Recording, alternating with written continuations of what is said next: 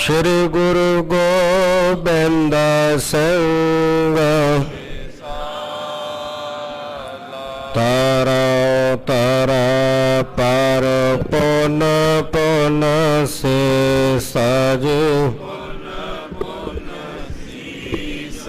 बंदा बार बार जगदीसा एकंकार सतगुरु तह प्रसाद सच होए। वाहिगुरु जी के फतेह है विघ्न विनाशन सोए। वाहिगुरु जी के फतेह है विघ्न विनाशन सोए। सतनाम श्री वाहिगुरु साहिब जी दोहरा। इस बिद बस कर लव पुरी कीतक मास बिताए। संगत आवे दर्श को प्रथम सुदा सर नाए। वाहेगुरु जी का खालसा वाहेगुरु जी की फतेह।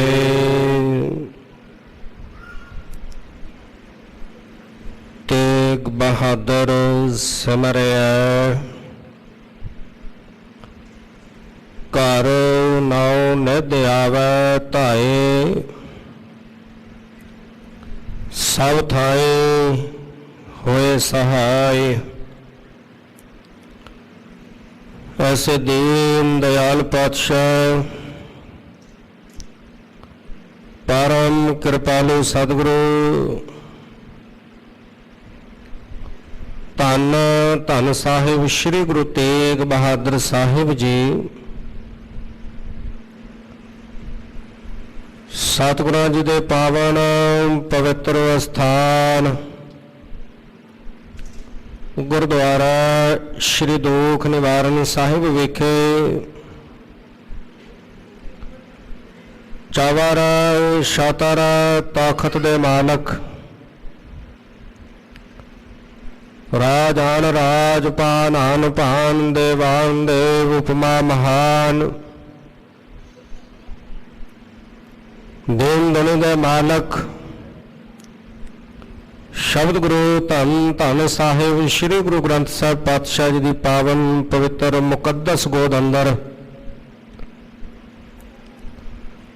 ਪਿਛਲੇ ਪੈਰ ਦੇ ਸਜੇ ਹੋਏ ਸੁੰਦਰ ਸੱਚਖੰਡ ਦੀਵਾਨਾਂ ਦੇ ਵਿੱਚ ਜੁੜ ਬੈਠੀ ਗੁਰੂ ਸਵਾਰੀ ਗੁਰੂ ਪਿਆਰੀ ਗੁਰੂ ਖਾਲਸਾ ਸਾਧ ਸੰਗਤ ਜੀਓ। ਉਤਮ ਭਾਵ ਹਨ ਜੋ ਨਿਤਾ ਪ੍ਰਤ ਸਤਸੰਗਤ ਕਰਨ ਦਾ ਸੁਭਾਗ ਸਤਿਗੁਰੂ ਜੀ ਦੀ ਅਪਾਰ ਬਖਸ਼ਿਸ਼ ਰਹਿਮਤ ਦਾ ਸਦਕਾ ਆਪ ਜੀ ਨੂੰ ਹੁੰਦਾ ਹੈ। ਸਤਿਗੁਰਾਂ ਜੀ ਦੀ ਕਿਰਪਾ ਦੇ ਪਾਤਰ ਬਣਵਿਆ ਆਪ ਜੀ ਨਿਤਾ ਪ੍ਰਤ ਗੁਰ ਚਰਣਾ ਵਿੱਚ ਜੁੜ ਕਰਕੇ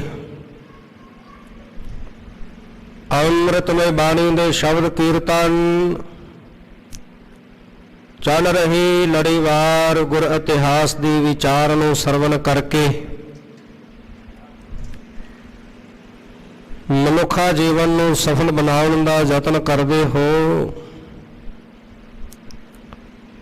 ਬਹੁਤ ਹੀ ਪ੍ਰੇਮ ਵਿੱਚ ਭਿੱਜ ਕਰਕੇ ਗੁਰੂ ਕੀ ਕੀਰਤਨੀय ਅੰਮ੍ਰਿਤਮਈ ਬਾਣੀ ਦੇ ਸ਼ਬਦ ਕੀਰਤਨ ਗਾਇਨ ਕਰ ਰਹੇ ਸਨ। ਆਪ ਸਮੁੱਚੀਆਂ ਸੰਗਤਾਂ ਮੰਤਰ ਮੁਗਧ ਹੋਇਆ ਦੇਵਤੇ ਆਵਤ ਸਮਾਧੀਆਂ ਲਾ ਕੇ ਰੱਬੀ ਬਾਣੀ ਦੇ ਸ਼ਬਦ ਕੀਰਤਨ ਸਰਵਣ ਕਰ ਰਹੇ ਸੀ। ਸਮਾਂ ਬਣਿਆ ਹੈ ਚੱਲ ਰਹੀ ਲੜੀਵਾਰ ਗੁਰ ਇਤਿਹਾਸ ਦੀ ਵਿਚਾਰਵਾਰ। ਕੱਲ ਦੇ ਪ੍ਰਕਰਨ ਅੰਦਰ ਆਪ ਜੀਆਂ ਨੇ ਸਰਵਣ ਕੀਤਾ ਸੀ ਪਰਉਪਕਾਰੀ ਸਤਿਗੁਰੂ ਮੇਰੀ ਪੀਰੀ ਦੇ ਮਾਲਕ ਧੰਨ ਧੰਨ ਸਾਹਿਬ ਸ੍ਰੀ ਗੁਰੂ ਹਰਗੋਬਿੰਦ ਸਾਹਿਬ ਪਾਤਸ਼ਾਹ ਜੀ ਮਿਹਰਬਾਨ ਦੇ ਕੋਲ ਚੱਲ ਕਰਕੇ ਗਏ। ਮਿਹਰਬਾਨ ਹੰਕਾਰ ਦਾ ਭਰਿਆ ਹੋਇਆ ਪਲੰਘ ਦੇ ਉੱਪਰ ਬੈਠਾ ਇਹਨੇ ਕੋਈ ਗੁਰੂ ਸਾਹਿਬ ਜੀ ਦੇ ਆਉਣ ਦਾ ਆਦਬ ਸਤਿਕਾਰ ਨਹੀਂ ਕੀਤਾ। ਹੰਕਾਰ ਵਸ ਹੋਇਆ ਪਲੰਘ ਤੇ ਬੈਠਾ ਰਿਹਾ। ਇਧਰ ਨਿਮਰਤਾ ਦੇ ਪੁੰਜ ਧੰਨ ਧੰਨ ਸਾਹਿਬ ਸ੍ਰੀ ਗੁਰੂ ਹਰਗੋਬਿੰਦ ਸਾਹਿਬ ਪਾਤਸ਼ਾਹ ਜੀ ਕੋਲ ਜਾ ਕੇ ਨੀਚੇ ਆਸਨ ਲਾ ਕੇ ਬੈਠ ਗਏ, ਪੁੰਜੇ ਬੈਠ ਕੇ ਸਤਿਗੁਰੂ ਪਾਤਸ਼ਾਹ ਮੁਖ ਤੋਂ ਕਹਿਣਾ ਕੀਤਾ। ਗੁਰੂ ਹਰਗੋਬਿੰਦ ਸਾਹਿਬ ਪਾਤਸ਼ਾਹ ਜੀ ਕਹਿਣ ਲੱਗੇ, ਮਿਹਰਬਾਨ ਸਾਡਾ ਵੱਡਾ ਭਰਾ ਹੈ ਤੇ ਵੱਡਿਆਂ ਦਾ ਉੱਚੇ ਥਾਂ ਬੈਠਣਾ ਹੀ ਉਚਿਤ ਹੈ। ਵੱਡੇ ਉੱਚੀ ਥਾਂ ਤੇ ਬੈਠਦੇ ਨੇ, ਇਸ ਕਰਕੇ ਇਹਨਾਂ ਦੇ ਪਲੰਘ ਤੇ ਬੈਠਣਾ ਹੀ ਸ਼ੋਭਦਾ ਹੈ। ਬੜੇ ਪ੍ਰੇਮ ਨਾਲ ਕਹਿਣ ਲੱਗੇ ਕਿ ਹੇ ਭਰਾਤਾ ਜੀ, ਚਲੋ ਅਸੀਂ ਤੁਹਾਨੂੰ ਲੈਣ ਵਾਸਤੇ ਆਏ ਆ, ਸ਼੍ਰੀ ਅੰਮ੍ਰਿਤਸਰ ਸਾਹਿਬ ਜਾ ਕੇ ਰਹਿਣਾ ਕਰੋ। ਸਾਰੇ ਸੁਖ ਸਾਧਨ ਉਸ ਅਕਾਲ ਪੁਰਖ ਵਾਹਿਗੁਰੂ ਪਰਮੇਸ਼ਰ ਨੇ ਬਖਸ਼ਿਸ਼ ਕੀਤੇ ਹਨ। ਆਓ ਘਰ ਦੇ ਵਿੱਚ ਮਿਲ ਕੇ ਸਾਰੇ ਆਪਾਂ ਰਹਿਣਾ ਕਰੀਏ। ਸੁਖ ਸਾਧਨ ਜਿਹੜੇ ਹੁਣ ਉਹ ਆਪ ਜੀ ਉਹਨਾਂ ਦਾ ਸੁਖ ਮਾਣਨਾ ਕਰੋ। ਜੋ ਵੀ ਤੁਹਾਨੂੰ ਚਾਹੀਦਾ ਹੈ ਉਹ ਸਾਡੇ ਕੋਲੋਂ ਪ੍ਰਾਪਤ ਕਰਕੇ ਸੁਖ ਦੇ ਨਾਲ ਰਹਿਣਾ ਕਰੋ। ਤੁਹਾਡੇ ਪਿਤਾ ਜੀ ਤੋਂ ਲੈ ਕੇ ਤੁਸੀਂ ਵੈਰ ਵਿਰੋਧ ਦੀ ਭਾਵਨਾ ਰੱਖਦੇ ਆਏ, ਜਿਸ ਦੇ ਕਾਰਨ ਬਹੁਤ ਸਾਰਾ ਵਖਰੇਵੇ ਜਿਹੜੇ ਪੈ ਗਏ, ਬਖੇੜਾ ਝਗੜਾ ਵੱਧਦਾ ਰਿਹਾ। ਹੁਣ ਇਸ ਕ੍ਰੋਧ ਨੂੰ ਛੱਡ ਕਰਕੇ ਆਪ ਜੀ ਸਾਡੇ ਨਾਲ ਚੱਲਣਾ ਕਰੋ। ਮਿਹਰਬਾਨ ਕਹਿਣ ਲੱਗਾ ਕਿ ਮੇਰੇ ਪਿਤਾ ਜੀ ਜੋ ਸਾਰਿਆਂ ਤੋਂ ਸਰਵੋਤਮ ਸਨ, ਉੱਚੇ ਸਨ, ਉਹ ਮਹਾਨ ਸਨ, ਮੈਨੂੰ ਜਾਣ ਸਮੇਂ ਕਹਿ ਗਏ ਸਨ ਸਰੀਰ ਛੱਡਣ ਲੱਗਿਆ ਕਿ ਤੁਹਾਨੂੰ ਮੈਂ ਬਾਦਸ਼ਾਹ ਦੇ ਕੋਲ ਪਕੜਾ ਕੇ ਕੈਦ ਵਿੱਚ ਪਵਾ ਕੇ ਤੁਹਾਡੇ ਪ੍ਰਾਣਾਂ ਦਾ ਖਾਤਮਾ ਕਰਾਂ। ਇਹ ਉਹਨਾਂ ਦਾ ਮੈਨੂੰ ਹੁਕਮ ਸੀ। ਜਾਣ ਲੱਗਿਆ ਜੋ ਮੈਂ ਸਵੀਕਾਰ ਕੀਤਾ ਮੈਂ ਉਸੇ ਤਰ੍ਹਾਂ ਕਰਾਂਗਾ। ਮੈਂ ਕਦੇ ਵੀ ਤੁਹਾਡੇ ਨਾਲ ਚੱਲ ਕੇ ਨਹੀਂ ਜਾਵਾਂਗਾ, ਤੁਹਾਡੇ ਨਾਲ ਕੋਈ ਮੇਲ ਮਿਲਾਪ ਨਹੀਂ ਕਰਾਂਗਾ। ਇਹ ਸੁਣ ਕਰਕੇ ਭਾਈ ਜੇਠਾ ਜੀ, ਭਾਈ ਪ੍ਰਾਣਾ ਜੀ ਕੋਲ ਹੀ ਬੈਠੇ ਸਨ, ਬੜਾ ਗੁੱਸੇ ਵਿੱਚ ਆਏ। ਸਤਿਗੁਰੂ ਪਾਤਸ਼ਾਹ ਜੀ ਨੇ ਰੋਕ ਦਿੱਤਾ। ਫਿਰ ਕਹਿਣ ਲੱਗੇ, ਮਿਹਰਬਾਨ ਜੀ ਇਸ ਕ੍ਰੋਧ ਨੂੰ ਤਿਆਗੋ, ਸਾਡੇ ਨਾਲ ਰਹਿਣਾ ਕਰੋ, ਅੰਮ੍ਰਿਤਸਰ ਸਾਹਿਬ ਵਿਖੇ ਚੱਲ ਕੇ ਸੁਖ ਦੇ ਸਹਿਤ ਵਸਣਾ ਕਰੋ। ਬਹੁਤ ਸਮਝਾਉਣ ਤੇ ਵੀ ਮਿਹਰਬਾਨ ਸਮਝਿਆ ਨਹੀਂ। ਗੁਰੂ ਸਾਹਿਬ ਜੀ ਨੇ ਚਰਨ ਵੀ ਪਕੜ ਲਏ। ਹੇ ਮਿਹਰਬਾਨ ਜੀ, ਅਸੀਂ ਤੁਹਾਨੂੰ ਲੈਣ ਆਏ ਆ, ਤੁਸੀਂ ਸਾਡੇ ਨਾਲ ਚੱਲਣਾ ਕਰੋ, ਜਿੱਦ ਨਾ ਕਰੋ। ਪਰ ਮਿਹਰਬਾਨ ਤੇ ਕੋਈ ਅਸਰ ਨਾ ਹੋਇਆ। ਸਤਿਗੁਰੂ ਪਾਤਸ਼ਾਹ ਜੀ ਇਸ ਤਰ੍ਹਾਂ ਦੇ ਨਾਲ ਕਹਿ ਕੇ ਵਾਪਸ ਆਏ। ਮਿਹਰਬਾਨ ਉਸੇ ਤਰ੍ਹਾਂ ਬੋਲ ਕਬੋਲ ਬੋਲਦਾ ਰਿਹਾ। ਸਤਿਗੁਰੂ ਪਾਤਸ਼ਾਹ ਜੀ ਜਿੱਥੇ ਸਤਿਗੁਰੂ ਜੀ ਦਾ ਨਿਵਾਸ ਸੀ ਉੱਥੇ ਵਾਪਸ ਆਏ ਹਨ। ਆਓ ਇਥੋਂ ਅਗਨੇਰੇ ਪ੍ਰਕਰਨ ਨਾਲ ਜੁੜਨ ਵਾਸਤੇ ਮਨ ਬਿਰਤੀਆਂ ਨੂੰ ਇਕਾਗਰ ਕਰਨ ਦੇ ਲਈ ਰਸਨਾ ਦੀ ਕਲਿਆਣ ਹਿਤ ਆਖਣਾ ਕਰੀਏ ਜੀ। ਸਤਨਾਮ ਸ੍ਰੀ ਵਾਹਿਗੁਰੂ ਸਾਹਿਬ ਜੀ। ਸਤਨਾਮ ਸ੍ਰੀ ਵਾਹਿਗੁਰੂ ਸਾਹਿਬ ਜੀ। ਦੋਹਰਾ ਇਸ ਬਿਦ ਬਸ ਕਰ ਲਵ ਪੂਰੀ, ਕੀਤਕ ਮਾਸ ਬਿਤਾਏ। ਸਤਿਗੁਰੂ ਧੰਨ ਗੁਰੂ ਹਰਗੋਬਿੰਦ ਸਾਹਿਬ ਪਾਤਸ਼ਾਹ ਜੀ ਬੜੇ ਸੁਖ ਦੇ ਸਾਥ ਇੱਥੇ ਸਮਾਂ ਬਤੀਤ ਕੀਤਾ। ਇੱਥੇ ਇਸ ਤਰ੍ਹਾਂ ਦੇ ਨਾਲ ਲਾਹੌਰ ਵਿਖੇ ਰਹਿੰਦੇ ਆ ਕਈ ਮਹੀਨੇ ਸਤਿਗੁਰੂ ਧੰਨ ਗੁਰੂ ਹਰਗੋਬਿੰਦ ਸਾਹਿਬ ਪਾਤਸ਼ਾਹ ਜੀ ਨੇ ਬਤੀਤ ਕੀਤੇ। ਸੰਗਤ ਆਵੇ ਦਰਸ ਕੋ ਪ੍ਰਥਮ ਸੁਦਾ ਸਰਨਾਈ। ਸੰਗਤ ਪਹੁੰਚਦੇ ਸ਼੍ਰੀ ਹਰਿਮੰਦਰ ਸਾਹਿਬ ਪਹੁੰਚ ਕਰਕੇ ਅੰਮ੍ਰਿਤ ਸਰੋਵਰ ਦੇ ਵਿੱਚ ਇਸ਼ਨਾਨ ਕਰਦੇ। ਸਤਿਗੁਰਾਂ ਜੀ ਦੇ ਦਰਸ਼ਨ ਬਾਬਤ ਸਤਿਗੁਰੂ ਪਾਤਸ਼ਾਹ ਜੀ ਦੇ ਕੋਲ ਪਹੁੰਚਦੀ ਹੈ। ਅੰਮ੍ਰਿਤ ਸਰੋਵਰ ਵਿੱਚ ਇਸ਼ਨਾਨ ਕਰਕੇ ਧੰਨ ਗੁਰੂ ਹਰਗੋਬਿੰਦ ਸਾਹਿਬ ਪਾਤਸ਼ਾਹ ਜੀ ਦੇ ਦਰਸ਼ਨਾਂ ਦੇ ਵਾਸਤੇ ਚੱਲ ਕੇ ਸੰਗਤ ਆਉਂਦੇ। ਚੌਪਈ ਸ਼੍ਰੀ ਹਰਿਮੰਦਰ ਕਰ ਕਰ ਦਰਸ਼ਨ।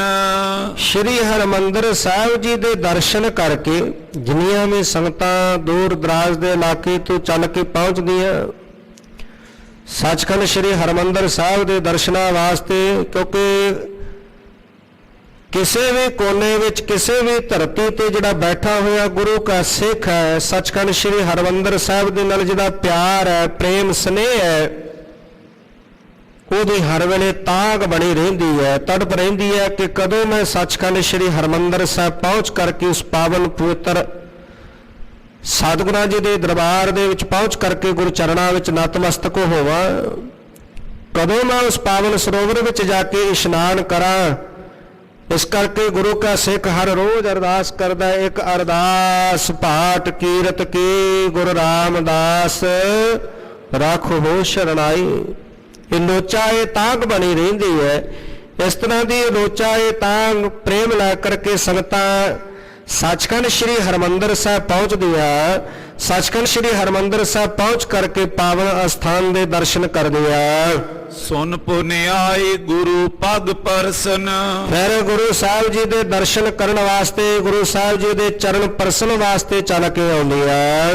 ਬਲੀ ਤੁਰੰਗ ਸ਼ਸਤਰ ਬਹੁ ਆਨੇ। ਬੜੇ ਬੜੇ ਤਾਕਤਵਰ ਘੋੜੇ, ਬੜੇ ਸੋਹਣੇ ਸੁੰਦਰ ਕਿਸਮਾਂ ਦੇ ਜਿਹੜੇ ਸ਼ਸਤਰ ਹਨ, ਉਹ ਸਾਰੀਆਂ ਸਿੱਖ ਸੰਗਤਾਂ। ਸਤਿਗੁਰ ਹੀਰ ਖੁਸ਼ੀ ਤਿਨ ਠਾਨੇ। ਤੇ ਗੁਰੂ ਸਾਹਿਬ ਜੀ ਦੀ ਖੁਸ਼ੀ ਲੈਣ ਵਾਸਤੇ, ਪ੍ਰਸੰਨਤਾ ਲੈਣ ਵਾਸਤੇ ਆਈਆਂ ਹੋਈਆਂ ਸਿੱਖ ਸੰਗਤਾਂ। ਕੋਈ ਬੜੇ ਬਲਵਾਨ ਬੜੇ ਤਾਕਤਵਰ ਘੋੜੇ ਲਿਆਉਂਦਾ ਭੇਟਾ ਵਜੋਂ, ਕੋਈ ਬੜੇ ਸੋਹਣੇ ਸ਼ਸਤਰ ਜਿਹੜੇ ਹਨ ਉਹ ਲੈ ਕੇ ਆਉਂਦਾ, ਗੁਰੂ ਸਾਹਿਬ ਜੀ ਨੂੰ ਅਰਪਣ ਕਰਦੇ। ਚਾਰੋ ਚੱਕਨ ਕੀਰ ਮਸੰਦ। ਚਾਰੇ ਦਿਸ਼ਾਵਾਂ ਦੇ ਵਿੱਚ ਰਹਿਣ ਵਾਲੇ ਜਿਹੜੇ ਮਸੰਦ ਹਨ, ਗੁਰੂ ਘਰ ਦੇ ਕੀਰਤੀ ਗੁਰੂ ਕਾ ਜਸ ਸੰਗਤਾਂ ਤੱਕ ਪਹੁੰਚਾਉਂਦੇ।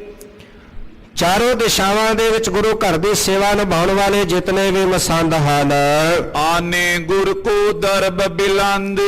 ਉਸ ਸੰਗਤਾਂ ਦੇ ਵਿੱਚ ਵਿਚਰ ਕਰਕੇ ਗੁਰੂ ਨਾਨਕ ਦੇ ਘਰ ਦੇ ਸਿੱਖੀ ਦਾ ਪ੍ਰਚਾਰ ਪ੍ਰਸਾਰ ਕਰਦੇ। ਜਿਤਨੇ ਵੀ ਭੇਟਾ ਧਨ ਵਜੋਂ ਸੰਗਤਾਂ ਅਰਪਣ ਕਰਦੀਆਂ, ਬਹੁਤ ਸਾਰਾ ਧਨ ਗੁਰੂ ਸਾਹਿਬ ਜੀ ਦੇ ਚਰਨਾਂ ਵਿੱਚ ਲੈ ਕਰਕੇ ਆਉਂਦੇ। ਅਨਗਨ ਪੀਰ ਨਹੀਂ ਨਿਤ ਆਵੇ। ਅਣਗਿਣਤ ਨਿਤ ਭੀੜ ਲੱਗੀ ਰਹਿੰਦੀ ਹੈ ਸੰਗਤਾਂ ਦੀ, ਨਿਤ ਨਿਤ ਨਵੀਂ ਨਵੀਂ ਸੰਗਤ ਚੱਲ ਕੇ ਆਉਂਦੀ ਹੈ।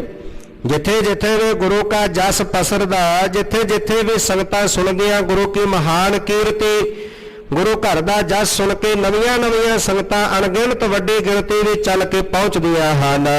ਵਸਤ ਅਮੂਲ ਅਕੂਰ ਚੜਾਵੇ। ਬੜੀਆਂ ਬੜੀਆਂ ਬਹੁ ਮੁੱਲੀਆਂ ਜਿਹੜੀਆਂ ਵਸਤੂਆਂ ਨੇ ਉਹ ਭੇਟਾ ਕਰਨ ਵਾਸਤੇ ਗੁਰੂ ਸਾਹਿਬ ਜੀ ਨੂੰ ਲਿਆ ਕੇ ਚੜਾਉਂਦੀਆਂ ਹਨ।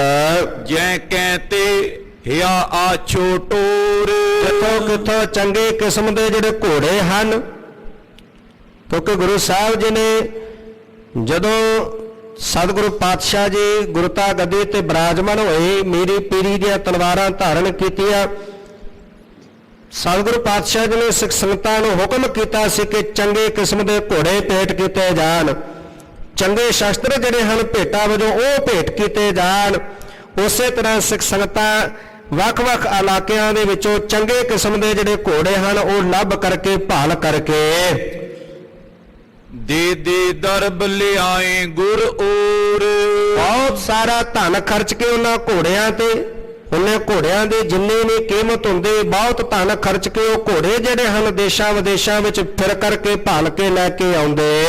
ਸ਼ਸਤਰ ਪੁਲਾਦੀ ਤੀਚਨ ਮਾਂ। ਬੜੇ ਬੜੇ ਫੁਲਾਦ ਦੇ ਬੜੇ ਵਧੀਆ ਜਿਹੜੇ ਸ਼ਸਤਰ ਨੇ, ਜਿਨ੍ਹਾਂ ਦੇ ਤਿੱਖੀ ਧਾਰ ਹੈ, ਉਹ ਤਿੱਖੀ ਧਾਰ ਵਾਲੇ ਬੜੇ ਵਧੀਆ ਫੁਲਾਦੀ ਜਿਹੜੇ ਸ਼ਸਤਰ ਹਨ। ਬਰਛੇ ਬਾਨ ਆਨ ਜੈ ਕਹਾ। ਜਿਨ੍ਹਾਂ ਦੇ ਵਿੱਚ ਬਰਸ਼ੇ ਤੀਰ ਆਦਿਕ ਇਹੋ ਜਿਹੇ ਜਿਹੜੇ ਸ਼ਸਤਰ ਹਨ ਉਹ ਬੜੇ ਵਧੀਆ ਕਿਸਮ ਦੇ ਲੈ ਕੇ ਗੁਰੂ ਸਾਹਿਬ ਜੀ ਨੂੰ ਭੇਟਾ ਕਰਦੇ। ਤਨੁਖ ਤੁਫੰਗ ਮੋਲ ਵੱਢ ਦੇਤ ਜਿਹਦੇ ਵਿੱਚ ਤੀਰ ਕਮਾਨ ਧਨੁੱਖ ਬੰਦੂਕਾਂ ਆਦਿਕ ਜਿਹੜੀਆਂ ਹਨ ਉਹ ਵੀ ਭੇਟਾ ਦੇ ਵਿੱਚ ਲਿਆਉਂਦੇ ਹਨ। ਅਰਪ ਗੁਰੂ ਟਿਗ ਖੁਸ਼ੀ ਸੁਲੇਤ ਸਤਿਗੁਰੂ ਗੁਰੂ ਹਰਗੋਬਿੰਦ ਸਾਹਿਬ ਪਾਤਸ਼ਾਹ ਜੀ ਦੀਆਂ ਖੁਸ਼ੀਆਂ ਲੈਣ ਵਾਸਤੇ ਗੁਰੂ ਕੀਆਂ ਸਿੱਖ ਸੰਗਤਾਂ ਵੱਖ-ਵੱਖ ਇਲਾਕਿਆਂ ਵਿੱਚ ਵਿਚਰਦੀਆਂ ਚੰਗੀ ਨਸਲ ਦੇ ਘੋੜੇ ਲਿਆਉਂਦੀਆਂ। ਜਿੱਥੇ ਕਿਤੇ ਚੰਗੇ ਸ਼ਸਤਰ ਬਣਦੇ ਚੰਗੇ ਸ਼ਸਤਰ ਲੈ ਕੇ ਗੁਰੂ ਸਾਹਿਬ ਜੀ ਨੂੰ ਭੇਟ ਕਰਦੀਆਂ ਕਿ ਗੁਰੂ ਸਾਹਿਬ ਜੀ ਸਾਡੇ ਤੇ ਪ੍ਰਸੰਨ ਹੋ ਜਾਣ, ਗੁਰੂ ਸਾਹਿਬ ਜੀ ਦੀਆਂ ਖੁਸ਼ੀਆਂ ਪ੍ਰਾਪਤ ਹੋ ਜਾਣ। ਅੱਜ ਵੀ ਸਿੱਖ ਸੰਗਤਾਂ ਭਾਵਨਾ ਲੈ ਕੇ ਪ੍ਰੇਮ ਦੇ ਨਾਲ ਗੁਰੂ ਘਰ ਦੇ ਵਿੱਚ ਆ ਕੇ ਸੇਵਾ ਕਰਦੀਆਂ ਨੇ। ਜਿੱਥੇ ਕਿਤੇ ਵੀ ਗੁਰੂ ਕਾ ਸਿੱਖ ਵਸਦਾ ਹੈ ਉਹ ਆਪਣੇ ਗੁਰੂ ਚਰਨਾਂ ਵਿੱਚ ਜਦੋਂ ਪਹੁੰਚਦਾ ਗੁਰੂ ਸਾਹਿਬ ਜੀ ਨੂੰ ਭੇਟ ਕਰਨ ਵਾਸਤੇ ਉਹਦੇ ਹਿਰਦੇ ਦੀ ਭਾਵਨਾ ਹੋਇਆ ਕਰਦੀ ਹੈ ਕਿ ਆਹ ਚੰਗੀ ਵਸਤੂ ਮੈਂ ਆਪਣੇ ਗੁਰੂ ਦੇ ਚਰਨਾਂ ਵਿੱਚ ਭੇਟ ਕਰਕੇ ਗੁਰੂ ਦੀ ਖੁਸ਼ੀ ਲੈਣੀ ਹੈ। ਇਸੇ ਤਰ੍ਹਾਂ ਸਿੱਖ ਸੰਗਤਾਂ ਬੇਅੰਤ ਪ੍ਰਕਾਰ ਦੀਆਂ ਭੇਟਾਵਾਂ ਸ਼ਾਸਤਰ ਘੋੜੇ ਆਦਿ ਗੁਰਚਰਨਾਂ ਵਿੱਚ ਅਰਪਣ ਕਰਕੇ ਗੁਰੂ ਸਾਹਿਬ ਜੀ ਦੀ ਪ੍ਰਸੰਨਤਾ ਗੁਰੂ ਸਾਹਿਬ ਜੀ ਦੀ ਖੁਸ਼ੀ ਪ੍ਰਾਪਤ ਕਰਦੀਆਂ। ਦੇਸ਼ ਵਿਦੇਸ਼ਨ ਚਾਰੋਂ ਦਿਸ਼ ਮੈਂ ਦੇਸ਼ਾਂ ਵਿਦੇਸ਼ਾਂ ਦੇ ਵਿੱਚ ਚਾਰੇ ਦਿਸ਼ਾਵਾਂ ਦੇ ਵਿੱਚ ਛੋਟੇ ਵੱਡੇ ਨਗਰ ਜਿਸ ਕਿਸਮੇ ਜਿੰਨੇ ਭਾਵੇਂ ਕੋਈ ਛੋਟਾ ਨਗਰ ਭਾਵੇਂ ਕੋਈ ਵੱਡਾ ਨਗਰ ਹੈ ਦੇਸ਼ ਵਿਦੇਸ਼ ਦੀ ਧਰਤੀ ਹੈ ਚਾਰੇ ਦਿਸ਼ਾਵਾਂ ਦੇ ਵਿੱਚ ਵਸਣ ਵਾਲੇ ਜਿਹੜੇ ਲੋਕ ਹਨ ਸਤਿਗੁਰ ਕੀ ਸਿੱਖੀ ਜਗ ਮਾਈ ਸਤਿਗੁਰੂ ਪਾਤਸ਼ਾਹ ਜੀ ਦੀ ਸਿੱਖੀ ਗੁਰੂ ਨਾਨਕ ਦੀ ਸਿੱਖੀ ਸਾਰੇ ਜਗਤ ਵਿੱਚ ਬਿਦਤ ਹੋਈ।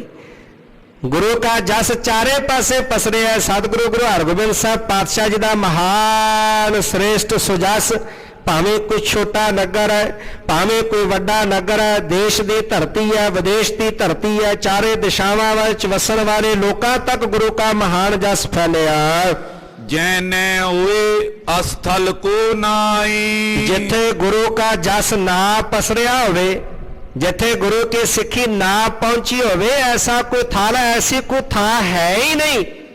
ਚਾਰੇ ਪਾਸੇ ਗੁਰੂ ਕੀ ਸਿੱਖੀ ਪਸਰੀ ਹੈ ਚਾਰੇ ਪਾਸੇ ਗੁਰੂ ਕਾ ਮਹਾਨ ਸ੍ਰੇਸ਼ਟ ਜਸ ਪਸਰਿਆ ਹੈ। ਐਸੀ ਕੋਈ ਥਾਂ ਨਹੀਂ ਜਿੱਥੇ ਗੁਰੂ ਕਾ ਜਸ ਨਾ ਹੁੰਦਾ ਹੋਵੇ। ਜੈ ਕੈ ਸੋ ਜਸ ਚੰਦੋਆ ਤਨਿਓ ਜਿੱਥੇ ਕਿੱਥੇ ਵੀ ਵੇਖ ਲਵੋ ਉੱਥੇ ਸਤਿਗੁਰੂ ਪਾਤਸ਼ਾਹ ਜੀ ਦੇ ਮਹਾਨ ਸ੍ਰੇਸ਼ਟ ਸੁਜਸ ਦਾ ਮਾਨੋ ਚੰਦੋਆ ਤਨਿਆ ਹੋਇਆ ਚਾਨਣੀ ਤਣੀ ਹੋਈ ਹੈ।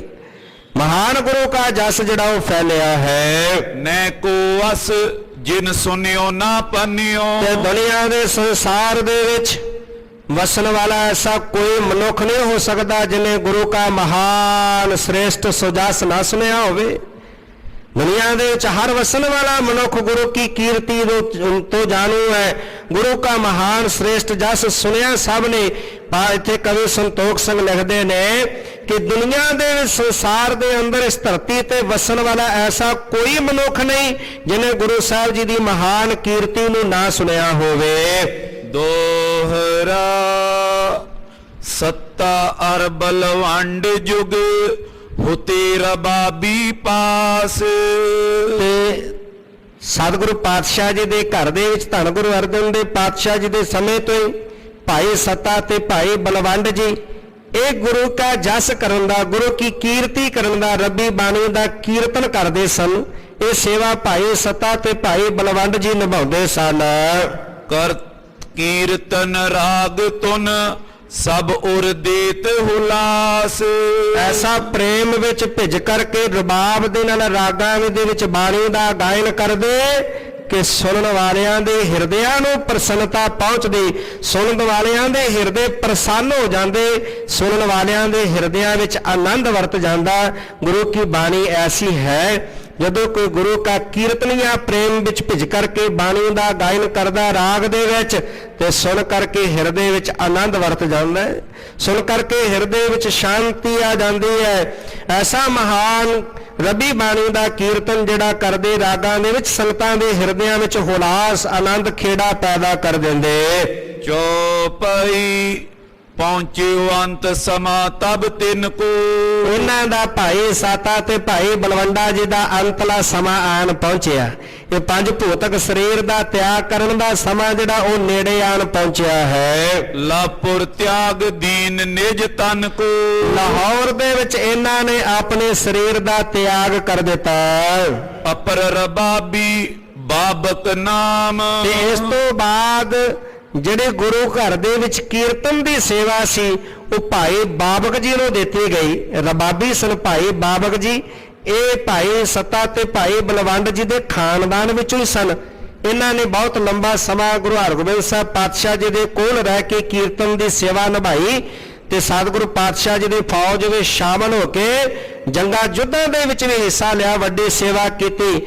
ਗੁਰੂ ਘਰ ਦੇ ਵਿੱਚ ਕੀਰਤਨ ਦੀ ਜਿਹੜੀ ਸੇਵਾ ਉਹ ਭਾਈ ਬਾਬਕ ਜੀ ਨੂੰ ਸੌਂਪੀ ਗਈ। ਜੋ ਗਾਵਤ ਰਾਗਨ ਅਬਿਰਾਮ ਜੋ ਬੜੇ ਰਾਗਾਂ ਦੇ ਵਿੱਚ ਮਾਹਿਰ ਸਨ, ਬੜੇ ਪ੍ਰੇਮ ਵਿੱਚ ਭਿੱਜ ਕਰਕੇ ਰੱਬੀ ਬਾਣੀ ਦਾ ਰਾਗ ਵਿੱਚ ਗਾਇਨ ਕਰਦੇ, ਬੜੇ ਪ੍ਰੇਮ ਨਾਲ ਗੁਰੂ ਕੀ ਕੀਰਤੀ ਕਰਦੇ। ਰਾਖਿਓ ਤਬ ਹਜ਼ੂਰ ਨੇ ਪਾਸ ਤੇ ਸਤਿਗੁਰੂ ਗੁਰੂ ਹਰਗੋਬਿੰਦ ਸਾਹਿਬ ਪਾਤਸ਼ਾਹ ਜੀ ਨੇ ਜਦੋਂ ਭਾਈ ਸੱਤਾ ਤੇ ਭਾਈ ਬਲਵੰਡਾ ਜੀ ਪੰਜ ਭੂਤਕ ਸਰੀਰ ਦਾ ਤਿਆਗ ਕਰ ਗਏ, ਲੋਕ ਤੋਂ ਪਰਲੋਕ ਗਮਨ ਕਰ ਗਏ, ਤਾਂ ਭਾਈ ਬਾਬਕ ਜੀ ਨੂੰ ਆਪਣੇ ਕੋਲ ਰੱਖਿਆ ਹੈ। ਕੀਰਤਨ ਦੀ ਸੇਵਾ ਇਸ ਨੂੰ ਬਖਸ਼ਿਸ਼ ਕੀਤੀ। ਲਗੇ ਦੀਵਾਨ ਸੁਰਾਗ ਪ੍ਰਕਾਸ਼ ਤੇ ਗੁਰੂ ਕੇ ਦੀਵਾਨ ਸਜਦੇ ਸਜੇ ਦੀਵਾਨਾਂ ਦੇ ਵਿੱਚ ਭਾਈ ਬਾਬਕ ਜੀ ਬੜੇ ਪ੍ਰੇਮ ਵਿੱਚ ਭਿੱਜ ਕਰਕੇ ਰੱਬੀ ਬਾਣੀ ਦਾ ਰਾਗ ਵਿੱਚ ਗਾਇਨ ਕਰਦੇ। ਸੁਨ ਪ੍ਰਸੰਨ ਹੋਵੇ ਦੇ ਬੜ ਮੋਜ ਤੇ ਬੜੇ ਪ੍ਰੇਮ ਦੇ ਵਿੱਚ ਜਦੋਂ ਸੰਗਤਾਂ ਸੁਣਦੀਆਂ ਭਾਈ ਬਾਬਕ ਜੀ ਦੇ ਕੋਲੋਂ ਗੁਰੂ ਕਾ ਜਸ ਸੁਣਦੀਆਂ, ਰੱਬੀ ਬਾਣੀ ਦਾ ਕੀਰਤਨ ਸੁਣਦੀਆਂ ਤੇ ਸੁਣ ਕਰਕੇ ਬੜੀਆਂ ਖੁਸ਼ੀ ਦੇ ਵਿੱਚ ਆਈਆਂ, ਬੜੇ ਆਨੰਦ ਦੇ ਵਿੱਚ ਆਈਆਂ। ਸੰਗਤਾਂ ਬੇਅੰਤ ਧਨ ਉਹ ਭਾਈ ਬਾਬਕ ਜੀ ਨੂੰ ਭੇਟ ਕਰਦੀਆਂ। ਗੁਰੂ ਕਾ ਜਸ ਸੁਣ ਕੇ, ਗੁਰੂ ਕੀ ਮਹਾਨ ਕੀਰਤੀ ਨੂੰ ਸੁਣ ਕੇ ਤੇ ਬਹੁਤ ਸਾਰਾ ਧਨ ਗੁਰੂ ਕੀਆਂ ਸੰਗਤਾਂ ਉਹ ਅਰਪਣ ਕਰਦੀਆਂ। ਹਰਕਤ ਦਰਬ ਸਰਬ ਦੇ ਫੌਜ ਜਿਹੜੀਆਂ ਫੌਜਾਂ ਸਨ, ਸਿੱਖ ਸੰਗਤਾਂ ਸਨ, ਉਹ ਸਾਰੇ ਬਹੁਤ ਧਨ ਭਾਈ ਬਾਬਕ ਜੀ ਨੂੰ ਭੇਟਾ ਕਰਦੇ। ਕੀਰਤਨ ਨਿਰਮੋਲਕ ਹੀਰਾ, ਆਨੰਦ ਗੁਣੇ ਗਹੀਰਾ, ਇਹ ਨਿਰਮੋਲਕ ਹੀਰਾ ਜਿਹਦੀ ਝੋਲੀ ਵਿੱਚ ਗੁਰੂ ਸਾਹਿਬ ਜੀ ਤਰਸ ਕਰਕੇ ਪਾ ਦਿੱਤਾ। ਭਾਈ ਮਰਦਾਨਾ ਜੀ ਜਦੋਂ ਮਿਲਾਪ ਹੋਇਆ ਤੇ ਭਾਈ ਮਰਦਾਨਾ ਜੀ ਨੂੰ ਗੁਰੂ ਨਾਨਕ ਸਾਹਿਬ ਪੁੱਛਣ ਲੱਗੇ, ਮਰਦਾਨਿਆ ਕੀ ਕਰਦਾ ਹੈ? ਕਹਿਣ ਲੱਗਾ ਜੀ ਉਸ ਅੱਲਾਹ ਤਾਲਾ ਨੇ ਮੈਨੂੰ ਰਾਗ ਵਿਦਿਆ ਬਖਸ਼ਿਸ਼ ਕੀਤੀ ਹੈ। ਫਿਰ ਕਹਿਣ ਲੱਗੇ ਉਹ ਰਾਗ ਵਿਦਿਆ ਦੇ ਵਿੱਚ ਲੋਕ ਗੀਤ ਗਾ ਕੇ ਮੈਂ ਲੋਕਾਂ ਦਾ ਮਨੋਰੰਜਨ ਕਰਦਾ, ਆਪਣੇ ਪਰਿਵਾਰ ਦਾ ਗੁਜ਼ਾਰਾ ਕਰਦਾ, ਪੇਟ ਪਾਲਦਾ। ਤੇ ਧੰਨ ਗੁਰੂ ਨਾਨਕ ਸਾਹਿਬ ਪਾਤਸ਼ਾਹ ਕਹਿਣ ਲੱਗੇ, ਮਰਦਾਨਿਆ ਤੈਨੂੰ ਉਸ ਅੱਲਾਹ ਤਾਲਾ ਉਸ ਖੁਦਾ ਨੇ ਬੜੀ ਰਹਿਮਤ ਕੀਤੀ ਹੈ, ਤੈਨੂੰ ਰਾਗ ਵਿਦਿਆ ਬਖਸ਼ਿਸ਼ ਕੀਤੀ ਹੈ ਤੇ ਇਹ ਤੂੰ ਕਹਿੰਦਾ ਮੈਂ ਰਾਗ ਵਿਦਿਆ ਨਾਲ ਲੋਕਾਂ ਦੇ ਵਿੱਚ ਲੋਕ ਗੀਤ ਗਾ ਕੇ ਮਨੋਰੰਜਨ ਕਰਦਾ, ਲੋਕਾਂ ਦਾ ਆਪਣਾ ਪੇਟ ਪਾਲਦਾ, ਪਰਿਵਾਰ ਦਾ ਗੁਜ਼ਾਰਾ ਕਰਦਾ, ਕੁਝ ਧਨ ਪ੍ਰਾਪਤ ਹੁੰਦਾ ਹੈ। ਪਾਤਸ਼ਾਹ ਕਹਿਣ ਲੱਗੇ ਇਹਦੇ ਨਾਲ ਤੇਰਾ ਲੋਕ ਤਾਂ ਸਵਰ ਜਾਏਗਾ ਭਾਈ ਮਰਦਾਨਿਆ, ਪਰ ਪਰਲੋਕ ਨਹੀਂ ਸਵਰਨਾ। ਇਹ ਲੋਕ ਗੀਤ ਗਾ ਕੇ ਠੀਕ ਹੈ ਕਿ ਲੋਕ ਸੰਸਾਰ ਵਿੱਚ ਰਹਿੰਦੇ ਆ, ਆਪਣੇ ਜੀਵਨ ਬਸਰ ਕਰ ਲਵੇਂਗਾ, ਗੁਜ਼ਾਰਾ ਕਰ ਲਵੇਂਗਾ, ਪਰ ਪਰਲੋਕ ਨਹੀਂ ਸਵਰਨਾ। ਫਿਰ ਪਾਤਸ਼ਾਹ ਨੂੰ ਕਹਿਣ ਲੱਗਾ, ਭਾਈ ਮਰਦਾਨਾ ਕਹਿਣ ਲੱਗਾ ਫਿਰ ਆਪ ਜੀ ਦੱਸੋ।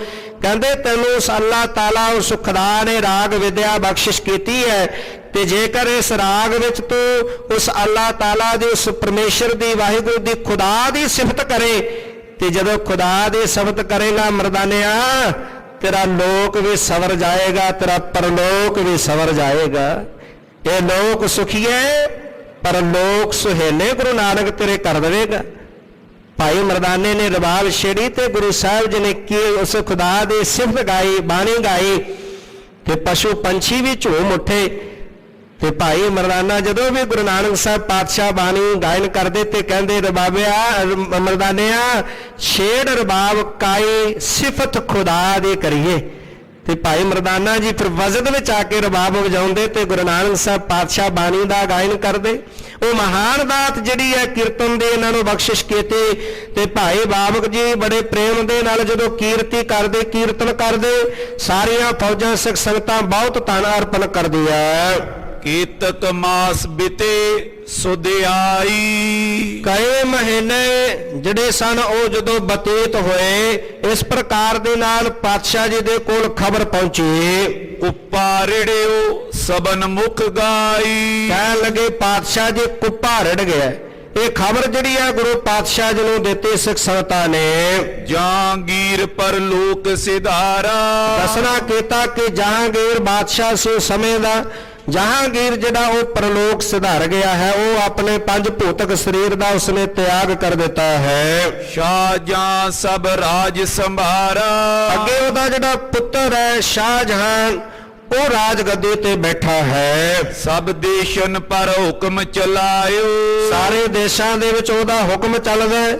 ਹੁਣ ਰਾਜ ਗੱਦੀ ਤੇ ਬਹਿੰਦਿਆਂ, ਸਿੰਘਾਸਣ ਤੇ ਬਹਿੰਦਿਆਂ ਸ਼ਾਹਜਹਾਨ ਨੇ ਸਾਰੇ ਦੇਸ਼ਾਂ ਵਿੱਚ ਆਪਣਾ ਹੁਕਮ ਪ੍ਰਮਾਣ ਜਿਹੜਾ ਉਹ ਸੁਣਾ ਦਿੱਤਾ ਹੈ। ਜੈ ਕੈ ਉਮਰਾਵਨ ਗਨ ਆਇਓ, ਜਿੱਥੋਂ ਕਿੱਥੋਂ ਦੇ ਜਿਹੜੇ ਵਜ਼ੀਰ ਨੇ ਉਹ ਬਾਦਸ਼ਾਹ ਦਾ ਹੁਕਮ ਪਾ ਕੇ ਸਾਰੇ ਚੱਲ ਕੇ ਆਏ ਹਨ।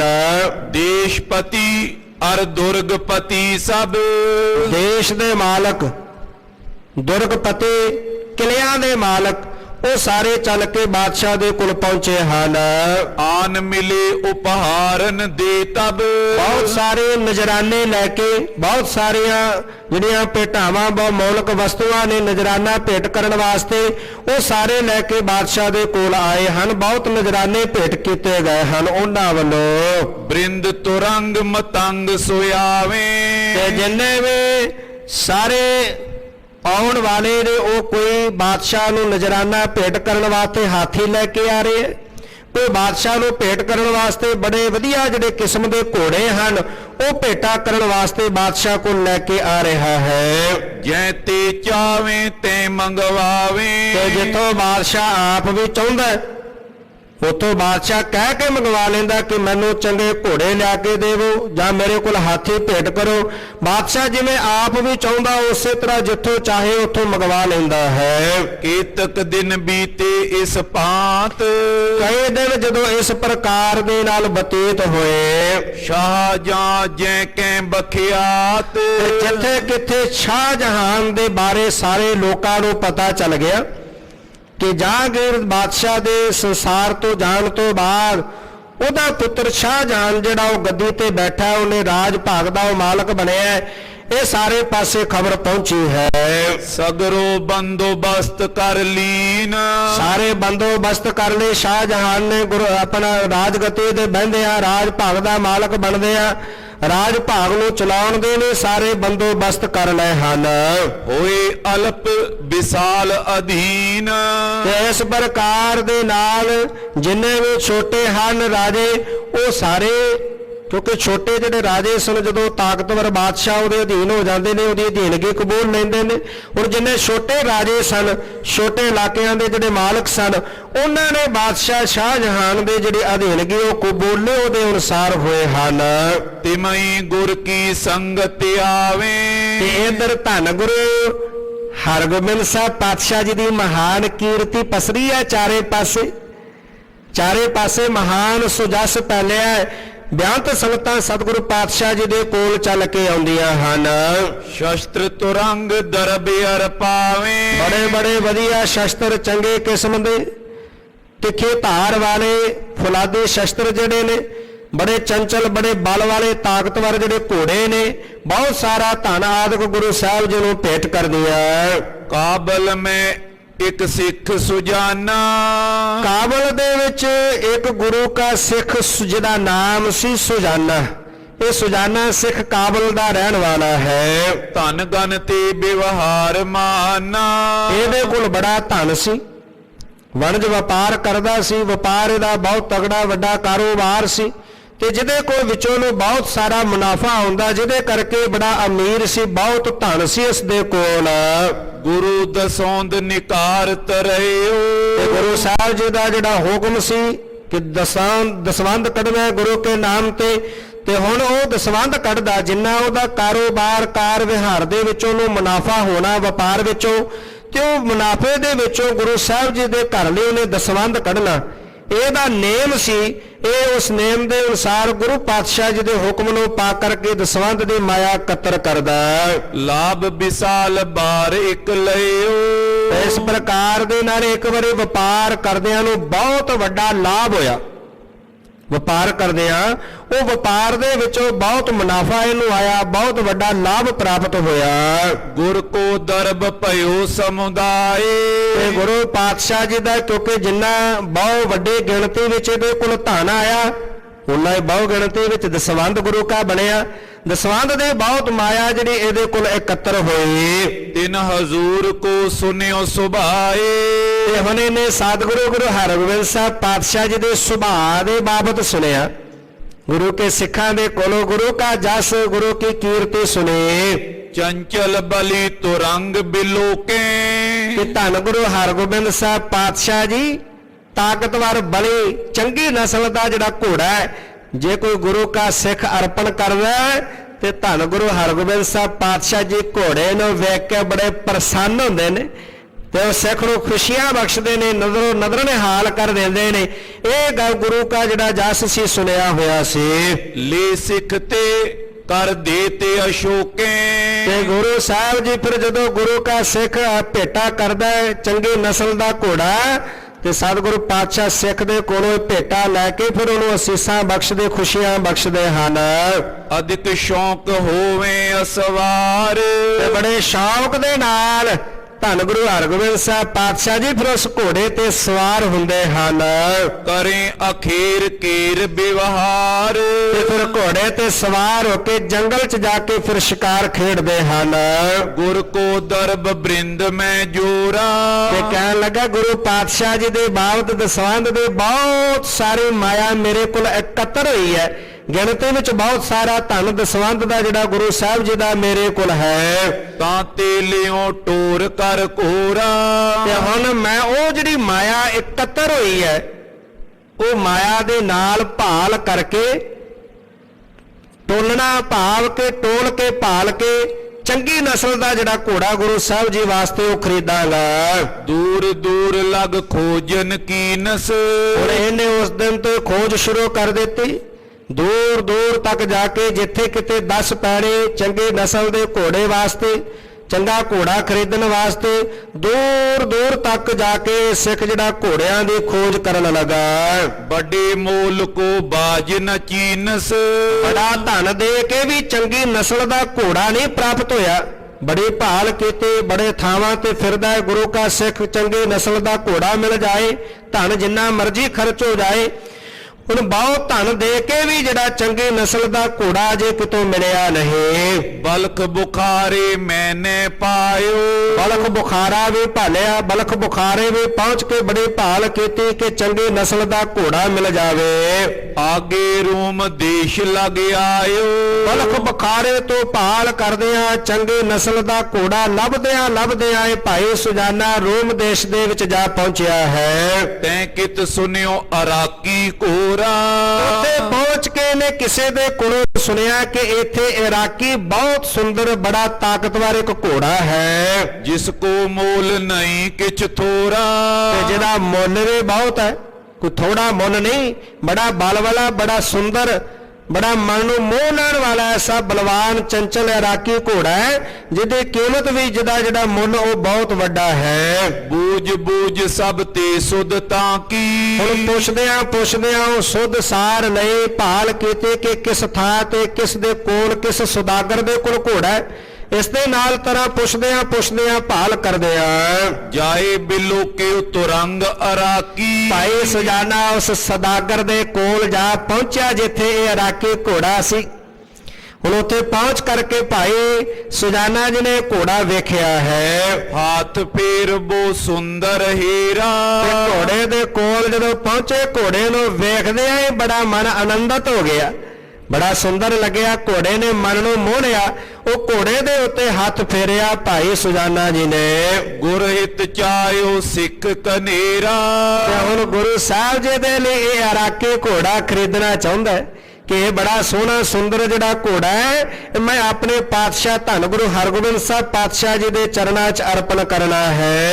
ਕਹਿਓ ਮੋਲ ਮੁਝ ਦਿਓ ਸੁਨਾਈ। ਤੇ ਹੁਣ ਜਿਹੜਾ ਸੁਦਾਗਰ ਸੀ, ਜਿਹੜਾ ਇਹ ਘੋੜਿਆਂ ਦਾ ਮਾਲਕ ਸੀ, ਉਹ ਘੋੜੇ ਦੇ ਮਾਲਕ ਨੂੰ ਪੁੱਛਿਆ ਕਿ ਇਹਦਾ ਸੁਦਾਗਰ ਜੀ ਮੈਨੂੰ ਮੁੱਲ ਦੱਸ ਦਿਓ, ਤੁਹਾਡਾ ਘੋੜਾ ਬੜਾ ਸੁੰਦਰ ਹੈ, ਇਹ ਘੋੜੇ ਦਾ ਮੁੱਲ ਕੀ ਹੈ, ਕਿੰਨੇ ਦਾ ਤੁਸੀਂ ਇਹ ਘੋੜਾ ਦੇਣਾ, ਇਹਦੇ ਮੁੱਲ ਦੇ ਬਾਬਤ ਮੈਨੂੰ ਦੱਸਣਾ ਕਰੋ। ਹਮ ਲੀਵੇਂ ਤਨ ਦੇਹ ਰਖਾਈ। ਤੇ ਜਿਵੇਂ ਤੂੰ ਕਹੇਗਾ, ਜਿੰਨਾ ਧਨ ਤੂੰ ਕਹੇਗਾ ਉਹ ਧਨ ਮੈਂ ਤੈਨੂੰ ਉਸ ਘੋੜੇ ਦੇ ਬਦਲੇ ਵਜੋਂ ਦਵਾਂਗਾ, ਮੁੱਲ ਦੇ ਕੇ ਘੋੜਾ ਇਹ ਖਰੀਦਾਂਗਾ। ਸੁਨਤ ਸੁਦਾਗਰ ਨੇ ਤਿਸ ਕਹਿਓ। ਤੇ ਜਦੋਂ ਇਸ ਤਰ੍ਹਾਂ ਦੇ ਨਾਲ ਭਾਈ ਸੁਜਾਨਾ ਜੀ ਨੇ ਘੋੜੇ ਦਾ ਮੁੱਲ ਪੁੱਛਿਆ ਤੇ ਸੁਣ ਕਰਕੇ ਜਿਹੜਾ ਘੋੜੇ ਦਾ ਮਾਲਕ ਸੀ ਸੁਦਾਗਰ, ਉਹ ਬੋਲਿਆ, ਕਹਿਣ ਲੱਗਾ, ਲੈ ਬੇ ਉਚਿਤ ਨਹੀਂ ਤੂੰ ਲਇਓ। ਉਹ ਕਹਿਣ ਲੱਗਾ, ਇਹ ਤੇਰੇ ਲੈਣ ਵਾਸਤੇ ਉਚਿਤ ਨਹੀਂ, ਭਾਵ ਕਿ ਤੂੰ ਇਹ ਘੋੜੇ ਨੂੰ ਖਰੀਦ ਨਹੀਂ ਸਕਦਾ, ਇਹਦੀ ਕੀਮਤ ਬੜੀ ਹੈ, ਇਹ ਬਹੁਤ ਮੋਲਾ ਘੋੜਾ ਦਾ ਮੁੱਲ ਬਹੁਤ ਹੈ, ਲੱਖਾਂ ਵਿੱਚ ਹੈ, ਇਸ ਕਰਕੇ ਤੇਰੇ ਲਈ ਉਚਿਤ ਨਹੀਂ। ਇਸ ਕੋ ਪਾਤਸ਼ਾਹ ਕੋ ਲੇਵੇਂ। ਇਹ ਘੋੜੇ ਨੂੰ ਤਾਂ ਕੋਈ ਪਾਤਸ਼ਾਹ ਖਰੀਦ ਸਕਦਾ ਹੈ, ਜਿਹੜਾ ਪਾਤਸ਼ਾਹ ਹੋਵੇਗਾ ਉਹ ਇਹ ਘੋੜੇ ਦਾ ਮੁੱਲ ਦੇ ਸਕਦਾ, ਉਹ ਇਸ ਘੋੜੇ ਦੀ ਖਰੀਦ ਕਰ ਸਕਦਾ ਹੈ। ਅਨਗਨ ਧਨ ਮਨ ਗਿਨੇ ਨ ਦੇਵੇਂ। ਜਿਹਦੇ ਧਨ ਖਰਚਣ ਦੇ ਵਿੱਚ ਕੋਈ ਸੰਕੋਚ ਨਾ ਕਰੇ। ਕੋਈ ਬਾਦਸ਼ਾਹ ਹੋਏਗਾ ਜਿਹੜਾ ਉਹ ਇਹ ਘੋੜੇ ਨੂੰ ਖਰੀਦੇਗਾ ਨਾ, ਜਿਹੜਾ ਧਨ ਖਰਚਣ ਵਾਸਤੇ ਹੱਥ ਪਿੱਛੇ ਨਹੀਂ ਖਿੱਚੇਗਾ, ਸੰਕੋਚ ਨਹੀਂ ਕਰੇਗਾ, ਗਿਣਤੀ ਮਿਣਤੀ ਵਿੱਚ ਨਹੀਂ ਪਵੇਗਾ, ਉਹ ਇਹ ਘੋੜੇ ਨੂੰ ਖਰੀਦ ਸਕਦਾ ਹੈ। ਸਿੱਖ ਨੇ ਕਹਿਓ ਬਾਕਫੁਰ ਤੋਰਾ। ਤੇ ਹੁਣ ਭਾਈ ਸੁਜਾਨਾ ਇਹ ਸੁਦਾਗਰ ਦੀ ਗੱਲ ਕਹਿ ਸੁਣ ਕੇ ਕਹਿਣ ਲੱਗਾ, ਇਹ ਸੁਦਾਗਰ ਜੀ ਤੁਹਾਡਾ ਬਚਨ ਸੱਚ ਹੈ ਜੋ ਤੁਸੀਂ ਕਿਹਾ। ਇਹ ਸੁਣ ਕਰਕੇ ਭਾਈ ਸੁਜਾਨ ਜੀ ਨੇ ਕਿਹਾ, ਸੱਚਾ ਪਾਤਸ਼ਾਹ ਲੇ ਕੋਰਾ। ਕਹਿਣ ਲੱਗਾ, ਇਹ ਸੱਚੇ ਪਾਤਸ਼ਾਹ ਮੇਰੇ ਪੀਰੀ ਦੇ ਮਾਲਕ ਪਰਉਪਕਾਰੀ ਵਡਜੋਧਾ ਬੋ ਪਰਉਪਕਾਰੀ ਧੰਨ ਗੁਰੂ ਹਰਗੋਬਿੰਦ ਸਾਹਿਬ ਪਾਤਸ਼ਾਹ ਇਹ ਘੋੜੇ ਨੂੰ ਖਰੀਦ ਰਹੇ ਨੇ। ਇਹ ਘੋੜਾ ਉਹਨਾਂ ਨੇ ਖਰੀਦਣਾ ਹੈ। ਤੇਰੇ ਜਿਹੜੇ ਕਹੇ ਹੋਏ ਵਾਕ ਨੇ ਉਹ ਸੱਚੇ ਨੇ ਕਿ ਇਹਨੂੰ ਕੋਈ ਆਮ ਬੰਦਾ ਨਹੀਂ ਖਰੀਦ ਸਕਦਾ, ਇਹਨੂੰ ਸੱਚਾ ਪਾਤਸ਼ਾਹ ਹੀ ਖਰੀਦੇਗਾ। ਇਹ ਸੱਚੇ ਪਾਤਸ਼ਾਹ ਧੰਨ ਗੁਰੂ ਹਰਗੋਬਿੰਦ ਸਾਹਿਬ ਪਾਤਸ਼ਾਹ ਜੀ ਘੋੜਾ ਖਰੀਦ ਰਹੇ ਹਨ। ਗਿਨੇ ਨ ਧਨ ਮਨ ਕਰ ਕੈ ਜੋਏ। ਤੇ ਧੰਨ ਗੁਰੂ ਹਰਗੋਬਿੰਦ ਸਾਹਿਬ ਪਾਤਸ਼ਾਹ ਜੀ ਉਹ ਧਨ ਦੀ ਗਿਣਤੀ ਮਿਲਦੇ ਵਿੱਚ ਨਹੀਂ ਪੈਂਦੇ, ਉਹ ਇਹ ਕਦੇ ਨਹੀਂ ਸੋਚਦੇ, ਇਸ ਕਰਕੇ ਘੋੜੇ ਨੂੰ ਉਹ ਖਰੀਦ ਰਹੇ ਹਨ। ਇਹ ਤੁਰੰਗ ਲੇਵਤੇ ਸੋਏ। ਇਸ ਪ੍ਰਕਾਰ ਦੇ ਨਾਲ ਜਿਹੜਾ ਕਿਹਾ ਹੋਇਆ ਤੇਰਾ ਇਹ ਤੁਰੰਗ ਲੇਵਤ ਹੈ ਸੋਏ, ਇਹ ਧੰਨ ਗੁਰੂ ਹਰਗੋਬਿੰਦ ਸਾਹਿਬ ਪਾਤਸ਼ਾਹ ਜੀ ਇਸ ਘੋੜੇ ਨੂੰ ਖਰੀਦ ਰਹੇ ਹਨ। ਕਹਿਓ ਮੂਲ ਹਮ ਲੇ ਸੁਨ ਕਾਨਾ। ਤੇ ਹੁਣ ਉਹ ਕਹਿਣ ਲੱਗਾ, ਤੂੰ ਇੱਕ ਵਾਰੀ ਮੈਨੂੰ ਦਾ ਮੁੱਲ ਤਾਂ ਦੱਸ ਸੁਦਾਗਰ ਜੀ, ਮੈਨੂੰ ਘੋੜੇ ਦਾ ਮੁੱਲ ਇੱਕ ਵਾਰੀ ਦੱਸੋ ਤਾਂ ਸਹੀ, ਕਿੰਨਾ ਮੁੱਲ ਹੈ ਇਸ ਘੋੜੇ ਦਾ। ਤਬ ਸੁਦਾਗਰ ਸਾਚ ਬਖਾਨਾ। ਤੇ ਜਦੋਂ ਭਾਈ ਸੁਜਾਨਾ ਜੀ ਨੇ ਪੁੱਛਿਆ ਤੇ ਸੁਣ ਕਰਕੇ ਉਹ ਸੁਦਾਗਰ ਬੋਲਿਆ, ਸੱਚੋ ਸੱਚ ਦੱਸਣ ਲੱਗਾ ਕਿ ਘੋੜੇ ਦਾ ਮੁੱਲ ਕਿੰਨਾ ਹੈ। ਮੋਲ 1.25 ਲੱਖ ਇਸ ਕੋ ਪਾਵੇ। ਕਹਿਣ ਲੱਗਾ, ਹੇ ਭਾਈ ਇਹਦਾ ਮੁੱਲ 1.25 ਲੱਖ ਹੈ। ਇਹ ਜਿਹੜਾ ਇਰਾਕੀ ਘੋੜਾ ਉਸ ਵਕਤ ਦਾ 1.25 ਲੱਖ ਅੱਜ ਕਰੋੜਾਂ ਦੇ ਬਰਾਬਰ ਹੈ। ਕਹਿਣ ਲੱਗਾ, ਇਸ ਘੋੜੇ ਦਾ ਮੁੱਲ 1.25 ਲੱਖ ਹੈ। ਲੱਖ ਦੀਏ ਬਿਨ ਹੱਥ ਨ ਆਵੇ। ਤੇ ਜੇ ਤੂੰ ਕਹੇ ਮੈਂ ਲੱਖ ਤੋਂ ਘੱਟ ਨਹੀਂ ਦੇਣਾ, ਲੱਖ ਰੁਪਈਆ ਦਿੱਤੇ ਤੋਂ ਬਿਨਾਂ ਇਹ ਤੇਰੇ ਹੱਥ ਨਹੀਂ ਆਉਣਾ, ਤੂੰ ਇਹਨੂੰ ਖਰੀਦ ਨਹੀਂ ਸਕਦਾ, ਇਸ ਤੋਂ ਘੱਟ ਮੈਂ ਇਹਦਾ ਰੇਟ ਨਹੀਂ ਕਰਨਾ, ਇਹਦਾ ਮੁੱਲ ਮੈਂ ਇਸ ਤੋਂ ਘੱਟ ਨਹੀਂ ਕਰਨਾ। ਵੈਸੇ ਇਹਦਾ ਮੁੱਲ 1.25 ਲੱਖ ਪਾਇਆ ਹੈ, ਪਰ ਜੇ ਤੂੰ ਖਰੀਦਣਾ ਚਾਹੁੰਦਾ ਹੈ ਤੇ ਤੇਰੇ ਵਾਸਤੇ 1 ਲੱਖ ਰੁਪਇਆ, 1 ਲੱਖ ਤੋਂ 1 ਰੁਪਈਆ ਵੀ ਘੱਟ ਨਹੀਂ ਲੱਗੇਗਾ, 1 ਲੱਖ ਰੁਪਈਆ ਦੇ ਕੇ ਤੂੰ ਘੋੜਾ ਖਰੀਦ ਸਕਦਾ ਹੈ। ਸੁਨ ਸਿੱਖ ਆਨੰਦ ਕਰ ਉਰਮਾਈ। ਤੇ ਜਦੋਂ ਸਿੱਖ ਨੇ ਸੁਣਿਆ ਤੇ ਇਹਦੇ ਹਿਰਦੇ ਵਿੱਚ ਆਨੰਦ ਵਧਿਆ, ਬੜਾ ਹਿਰਦੇ ਵਿੱਚ ਪ੍ਰੇਮ ਜਿਹੜਾ ਉਹ ਵਧਿਆ ਹੈ।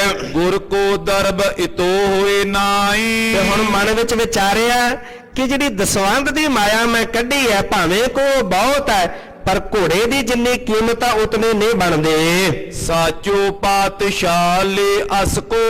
ਤੇ ਕਹਿਣ ਲੱਗਾ, ਹੁਣ ਗੁਰੂ ਸਾਹਿਬ ਪਾਤਸ਼ਾਹ ਮੈਂ ਕਹਿ ਚੁੱਕਾ ਸਦਾਗਰ ਨੂੰ ਕਿ ਘੋੜਾ ਸੱਚੇ ਪਾਤਸ਼ਾਹ ਲੈ ਰਹੇ ਨੇ, ਜੇ ਲੈਣਾ ਹੁੰਦਾ ਮੈਂ ਆਪ ਤਾਂ ਗੱਲ ਹੋਰ ਸੀ। ਹੁਣ ਬਚਨ ਕਹਿ ਦਿੱਤਾ ਕਿ ਇਸ ਘੋੜੇ ਨੂੰ ਸੱਚੇ ਪਾਤਸ਼ਾਹ ਧੰਨ ਗੁਰੂ ਹਰਗੋਬਿੰਦ ਸਾਹਿਬ ਪਾਤਸ਼ਾਹ ਜੀ ਖਰੀਦ ਰਹੇ ਹਨ। ਮੈਂ ਕਹਿ ਦਿਓ ਬਾਕ ਅਬ ਇਸ ਕੋ। ਮੈਂ ਹੁਣ ਸਦਾਗਰ ਨੂੰ ਇਹ ਗੱਲ ਕਹਿ ਚੁੱਕਾ, ਭਾਵੇਂ ਮੇਰੇ ਕੋਲ ਦਸਵੰਧ ਦੀ ਮਾਇਆ ਘੱਟ ਬਣਦੀ ਹੈ, ਪਰ ਫਿਰ ਵੀ ਮੈਂ ਸਦਾਗਰ ਨੂੰ ਇਹ ਗੱਲ ਕਹਿ ਦਿੱਤੀ ਹੈ ਕਿ ਇਹ ਘੋੜਾ ਤਾਂ ਮੇਰੇ ਸੱਚੇ ਪਾਤਸ਼ਾਹ ਖਰੀਦ ਰਹੇ ਨੇ। ਸਿੱਖ ਦੇ ਹਿਰਦੇ ਦੀ ਜਦੋਂ ਭਾਵਨਾ ਹੋਵੇ, ਜਦੋਂ ਪ੍ਰੇਮ ਹੋਵੇ। ਅੱਜ ਵੀ ਇੱਕ ਗੁਰੂ ਕਾ ਪਿਆਰਾ ਆਇਆ ਦਿੱਲੀ ਤੋਂ, ਬੜਾ ਪ੍ਰੇਮ ਹੈ ਸਤਿਗੁਰੂ ਧੰਨ ਗੁਰੂ ਤੇਗ ਬਹਾਦਰ ਪਾਤਸ਼ਾਹ ਜੀ ਦੇ ਘਰ ਦੇ ਨਾਲ ਪ੍ਰੇਮ ਨਾਲ ਸੇਵਾ ਕਰਦੇ ਨੇ, ਤੇ ਲਖਨ ਮਾਜਰੇ ਸਥਾਨ ਧੰਨ ਗੁਰੂ ਤੇਗ ਬਹਾਦਰ ਸਾਹਿਬ ਪਾਤਸ਼ਾਹ ਜੀ ਦਾ ਉੱਥੇ ਵੀ ਸੇਵਾ ਕਰਦੇ ਨੇ। ਤੇ ਅੱਜ ਬਚਨ ਸੁਣਾ ਰਹੇ ਸੀ, ਕਹਿਣ ਲੱਗੇ ਗੁਰੂ ਸਾਹਿਬ ਜੀ ਨੇ ਤਰਸ ਕਰਕੇ ਉੱਥੋਂ ਦੀ ਸੇਵਾ ਬਖਸ਼ਿਸ਼ ਕੀਤੀ। ਸੇਵਾ ਕਰਦਿਆਂ ਕਰਦਿਆਂ ਮੇਰੇ ਕੋਲ ਜਿਹੜੀ ਸੀ ਉਹ ਮਾਇਆ ਘਟ ਗਈ ਤੇ ਗੁਰੂ ਸਾਹਿਬ ਅੱਗੇ ਬੇਨਤੀ ਕੀਤੀ ਤੇ ਇੱਕ ਮਨ ਵਿੱਚ ਖਿਆਲ ਸੀ ਕਿ ਮੈਂ ਆਪਣੀ ਭਾਵੇਂ ਛੰਨ ਬਣ ਕੇ ਰਹਿ ਲਵਾਂ ਪਰ ਮੈਂ ਗੁਰੂ ਸਾਹਿਬ ਦੇ ਘਰ ਦੀ ਹੁਣ ਸੇਵਾ ਲਈ ਹੈ। ਗੁਰੂ ਸਾਹਿਬ ਤਰਸ ਕਰਕੇ ਮੇਰੇ ਕੋਲੋਂ ਪੂਰੀ ਕਰਵਾ ਲਵੋ। ਕਹਿੰਦੇ ਜੋ ਕੁਝ ਜਿਤਨਾ ਵੀ ਗੁਰੂ ਸਾਹਿਬ ਜੀ ਨੇ ਬਖਸ਼ਿਸ਼ ਕੀਤਾ ਸੀ ਉਸ ਸੇਵਾ ਵਿੱਚ ਲਾ ਕੇ ਗੁਰੂ ਸਾਹਿਬ ਨੇ ਤਰਸ ਕਰਕੇ ਮੇਰੇ ਤੋਂ ਸੇਵਾ ਲਈ। ਇਹ ਗੁਰੂ ਕੇ ਸਿੱਖ ਦੇ ਹਿਰਦੇ ਦਾ ਪ੍ਰੇਮ ਹੈ, ਇਹ ਭਾਵਨਾ ਹੈ। ਹੁਣ ਇੱਥੇ ਭਾਵੇਂ ਕਿ ਦਸਵੰਧ ਦੀ ਮਾਇਆ ਉਨੀ ਨਹੀਂ ਬਣਦੀ ਜਿੰਨਾ ਮੁੱਲ ਦੱਸਿਆ ਘੋੜੇ ਦਾ, ਪਰ ਉਹਨੂੰ ਭਾਈ ਸੁਜਾਨਾ ਜੀ ਕਹਿਣ ਲੱਗੇ ਮੈਂ ਕਹਿ ਦਿੱਤਾ ਹੈ ਤੇ ਮੇਰੇ ਹਿਰਦੇ ਦੀ ਭਾਵਨਾ ਵੀ ਹੈ ਕਿ ਮੈਂ ਆਪਣੇ ਸਤਿਗੁਰੂ ਜੀ ਲਈ ਸੋਹਣਾ ਸੁੰਦਰ ਘੋੜਾ ਗੁਰੂ ਸਾਹਿਬ ਜੀ ਨੂੰ ਭੇਟ ਕਰਾਂ, ਜਿਸ ਨੂੰ ਵੇਖ ਕੇ ਸਤਿਗੁਰੂ ਪਾਤਸ਼ਾਹ ਮੇਰੇ ਤੇ ਪ੍ਰਸੰਨ ਹੋ ਜਾਣ, ਗੁਰੂ ਕੀ ਖੁਸ਼ੀ ਮੈਨੂੰ ਮਿਲ ਜਾਏ। ਤੇ ਕਹਿਣ ਲੱਗੇ ਬਚਨ ਵੀ ਮੈਂ ਕਹਿ ਦਿੱਤੇ ਹਨ, ਭਾਵੇਂ ਮੇਰੇ ਕੋਲ ਉਹਨਾਂ ਧਨ ਇਹ ਨਹੀਂ ਬਣਦਾ। ਆਗੇ ਮੈਂ ਜੋ ਕਰੋ ਵਿਵਹਾਰ, ਕਹਿਣ ਲੱਗਾ ਅੱਗੇ ਜਿਹੜਾ ਮੈਂ ਵਿਵਹਾਰ ਕੋ ਵਪਾਰ ਕਰਾਂਗਾ, ਕੰਮ ਕਾਰ ਕਰਾਂਗਾ, ਇਸ ਮੈਂ ਲੇਵੋਂ ਸ਼ੇਖ ਬਿਆਰ, ਤੇ ਉਹਦੇ ਵਿੱਚੋਂ ਜਿਹੜਾ ਬਾਕੀ ਜਿਹੜਾ ਰਹਿੰਦਾ ਹੈ, ਕਿਉਂਕਿ ਅੱਗੇ ਵੀ ਤਾਂ ਗੁਰੂ ਸਾਹਿਬ ਜੀ ਦਾ ਦਸਵੰਧ ਕੱਢਣਾ ਹੈ, ਉਹ ਮੈਂ ਉਹਦੇ ਵਿੱਚੋਂ ਆਪੇ ਕਰ ਲਵਾਂਗਾ, ਪਰ ਉਹਨੇ ਘੋੜਾ ਜਿਹੜਾ ਉਹ ਮੈਂ ਜ਼ਰੂਰ ਖਰੀਦਣਾ ਹੈ। ਇਹ ਮਨ ਠਾਨ ਲਾਖਈ ਦੀਨਾ, ਇਹ ਮਨ ਵਿੱਚ ਠਾਣ ਕੇ, ਇਹ ਮਨ ਵਿੱਚ ਵਿਚਾਰ ਕਰਕੇ ਧੰਨ ਗੁਰੂ ਹਰਗੋਬਿੰਦ ਸਾਹਿਬ ਪਾਤਸ਼ਾਹ ਜੀ ਦੇ ਲਈ ਘੋੜਾ ਖਰੀਦਣ ਦੇ ਲਈ ਭਾਈ ਸੁਜਾਨਾ ਜੀ ਨੇ ਲੱਖ ਰੁਪਈਆ ਸੁਦਾਗਰ ਦੇ ਹੱਥ ਤੇ ਰੱਖ ਦਿੱਤਾ। ਜਿੰਨੀ ਕੀਮਤ ਕਹੀ ਉਸ ਸੁਦਾਗਰ ਨੇ 1 ਲੱਖ ਰੁਪਇਆ ਗਿਣ ਕੇ ਉਸ ਸੁਦਾਗਰ ਦੇ ਹੱਥ ਤੇ ਰੱਖਿਆ ਹੈ। ਹੋਰਾ ਖੋਲ ਤਹਾਂ ਤੇ ਲੀਨਾ, ਤੇ ਹੁਣ ਉਥੋਂ ਸੁਦਾਗਰ ਨੂੰ ਘੋੜੇ ਦਾ ਮੁੱਲ ਦੇ ਕੇ 1 ਲੱਖ ਰੁਪਇਆ ਤੇ ਭਾਈ ਸੁਜਾਨਾ ਜੀ ਨੇ ਉਹ ਘੋੜਾ ਉਥੋਂ ਖੋਲ ਲਿਆ। ਨਟਬਾਜ਼ੀ ਜਿਮ ਬਾਜ਼ੀ ਚਾਲਾ, ਤੇ ਜਿਵੇਂ ਨਾਟਕ ਖੇਡਣ ਵਾਲਾ ਉਹ ਨਾਟਕ ਖੇਡਦਾ ਨਾ, ਮਨੋਰੰਜਨ ਕਰਦਾ ਲੋਕਾਂ ਦਾ, ਕਈ ਤਰ੍ਹਾਂ ਦੀਆਂ ਬਾਜ਼ੀਆਂ ਖੇਡਦਾ, ਉਸੇ ਤਰ੍ਹਾਂ ਫਾਂਦਤ ਚੰਚਲ ਬਲੀ ਵਿਸਾਲਾ, ਇਹ ਬੜਾ ਬਲਵਾਨ ਜਿਹੜਾ ਬਲ ਵਾਲਾ ਤਾਕਤ ਵਾਲਾ ਘੋੜਾ ਹੈ, ਉਸੇ ਤਰ੍ਹਾਂ ਨਟ ਬਾਜ਼ੀਆਂ ਪਾਉਂਦਾ ਹੋਇਆ ਬੜਾ ਜਿਹੜਾ ਹੈ ਉਹ ਘੋੜਾ ਚੰਚਲ ਜਿਹੜਾ ਬਲਵਾਨ ਹੈ, ਉਸ ਤਰੀਕੇ ਦੇ ਨਾਲ ਬਾਜ਼ੀਆਂ ਪਾਉਂਦਾ ਮਾਨੋ ਭਾਈ ਸੁਜਾਨਾ ਜੀ ਦੇ ਨਾਲ ਜਾ ਰਿਹਾ ਹੈ। ਜਿਉਂ ਕਿਉਂ ਕਰ ਕਾਬਲ ਮੈਂ ਲਿਆਇਓ, ਜਿਵੇਂ ਕਿਵੇਂ ਕਰਕੇ, ਕਿਉਂਕਿ ਉਹ ਤੋਰ ਕੇ ਉਹ ਪੈਦਲ ਲਿਆ ਰਹੇ ਨੇ, ਕਿਹਦੇ ਤੇ ਪਹਿਲਾਂ ਸਵਾਰ ਧੰਨ ਗੁਰੂ ਹਰਗੋਬਿੰਦ ਸਾਹਿਬ ਪਾਤਸ਼ਾਹ ਜੀ ਲਈ ਖਰੀਦਿਆ ਤੇ ਉਹਨਾਂ ਨੇ ਸਵਾਰ ਹੋਣਾ, ਉੱਤੇ ਸਵਾਰ ਨਹੀਂ ਹੋਏ। ਉਹਦੀਆਂ ਲਗਾਮਾਂ ਫੜ ਕੇ ਪੈਦਲ ਤੋਰ ਕੇ ਲੈ ਕੇ ਆ ਰਹੇ ਨੇ। ਬੜਾ ਬਲਵਾਨ ਸੀ, ਤਾਕਤਵਰ ਸੀ ਘੋੜਾ, ਬੜਾ ਚੰਚਲ ਸੀ, ਤੇ ਇਸ ਕਰਕੇ ਉਹਨੂੰ ਬੜੇ ਜਿਵੇਂ ਕਿਵੇਂ ਤਰੀਕੇ ਨਾਲ ਕਰਕੇ ਜਿਹੜਾ ਕਾਬੂ ਕਰਕੇ ਕਾਬਲ ਲੈ ਕੇ ਪਹੁੰਚੇ ਹਨ। ਪਟ ਪੁਰਾਨ ਸੋ ਰਾਖੇ ਛਾਇਓ, ਤੇ ਘਰ ਪਹੁੰਚ ਕੇ ਜਿਹੜੇ ਪੁਰਾਣੇ ਕੱਪੜੇ ਸਨ, ਪਾਟੇ ਪੁਰਾਣੇ, ਉਹ ਘੋੜੇ ਦੇ ਉੱਤੇ ਪਾ ਕੇ ਘੋੜੇ ਨੂੰ ਢੱਕਿਆ। ਇਹ ਢੱਕਣ ਦਾ ਭਾਵ ਸੀ ਕਿ ਕਿਸੇ ਨੂੰ ਕੋਈ ਖਬਰ ਲੱਗ ਜਾਏ, ਕੋਈ ਬਾਦਸ਼ਾਹ ਕੋਲ ਜਾ ਕੇ ਚੁਗਲੀ ਕਰ ਦੇ ਕਿ ਉੱਥੇ ਬੜਾ ਬਲਵਾਨ ਬੜਾ ਸੁੰਦਰ ਘੋੜਾ ਮਤਾ ਬਾਦਸ਼ਾਹ ਲੈ ਜਾਵੇ, ਇਸ ਕਰਕੇ ਲੁਕਾਉਣ ਦੇ ਲਈ ਉਹਦੇ ਤੇ ਜਿਹੜੇ ਪਾਟੇ ਪੁਰਾਣੇ ਕੱਪੜੇ ਸਨ ਉਹ ਪਾ ਦਿੱਤੇ ਹਨ। ਗੁਰ ਦਰਸ਼ਨ ਕੋ ਅਧਿਕ ਉਮੰਗਤ, ਗੁਰੂ ਸਾਹਿਬ ਜੀ ਦੇ ਦਰਸ਼ਨਾਂ ਦੇ ਲਈ ਹਿਰਦੇ ਅੰਦਰ ਬੜੇ ਉਮੰਗ, ਬੜੇ ਅੰਦਰ ਜਿਹੜੇ ਉਹ ਭਾਵਨਾ ਬਣੀ ਹੈ। ਕਾਬਲ ਆਦ ਮਿਲੀ ਬਹੁ ਸੰਗਤ, ਕਾਬਲ ਇਲਾਕੇ ਦੀਆਂ ਜਿੰਨੀਆਂ ਵੀ ਸਿੱਖ ਸੰਗਤਾਂ ਹਨ, ਮਦਰ ਦੇਸ਼ ਕੋ ਆਵਨ ਲਾਗੀ, ਮਦਰ ਦੇਸ਼ ਇਹ ਪੰਜਾਬ ਦੀ ਧਰਤੀ। ਬਚਿੱਤਰ ਨਾਟਕ ਦੇ ਵਿੱਚ ਵੀ ਪਾਤਸ਼ਾਹ ਲਿਖਦੇ ਹਨ, ਮਦਰ ਦੇਸ਼ ਹਮ ਕੋ ਲੈ ਆਏ। ਪੰਜਾਬ ਦੀ ਧਰਤੀ ਵੱਲ ਗੁਰੂ ਸਾਹਿਬ ਜੀ ਦੇ ਦਰਸ਼ਨ ਕਰਨ ਵਾਸਤੇ ਕਾਬਲ ਦੀਆਂ ਸਿੱਖ ਸੰਗਤਾਂ ਇਕੱਤਰ ਹੋਈਆਂ। ਉਹਨਾਂ ਨੇ ਪੰਜਾਬ ਦੀ ਧਰਤੀ ਵੱਲ ਨੂੰ ਚਾਲਾ ਪਾਇਆ। ਲੈ ਤਨਾਦ ਵਸਤੇ ਅਨੁਰਾਗੀ, ਬਹੁਤ ਸਾਰੀਆਂ ਵਸਤੂਆਂ ਗੁਰੂ ਸਾਹਿਬ ਜੀ ਨੂੰ ਭੇਟ ਕਰਨ ਵਾਸਤੇ ਸਾਰਿਆਂ ਨੇ ਲਈਆਂ, ਇਕੱਤਰ ਕੀਤੀਆਂ ਹਨ। ਲੈ ਤੋ ਰੰਗ ਸਭ ਸੰਗ ਮਿਲਿਓ ਏ, ਤੇ ਸਾਰੇ ਜਿਹੜੇ ਸਨ ਜਦੋਂ ਮਿਟਾਵਾਂ ਅਰ ਇਕੱਤਰ ਕਰਕੇ ਸਾਰੀਆਂ ਸਿੱਖ ਸੰਗਤਾਂ ਇਕੱਠੀਆਂ ਹੋ ਕੇ ਕਾਬਲ ਤੋਂ ਤੁਰੀਆਂ ਪੰਜਾਬ ਦੀ ਧਰਤੀ ਵੱਲ, ਤੇ ਇਧਰੋਂ ਭਾਈ ਸੁਜਾਨਾ ਜੀ ਵੀ ਘੋੜੇ ਨੂੰ ਨਾਲ ਲੈ ਕੇ ਸੰਗਤਾਂ ਦੇ ਨਾਲ ਆ ਕੇ ਮਿਲੇ ਹਨ।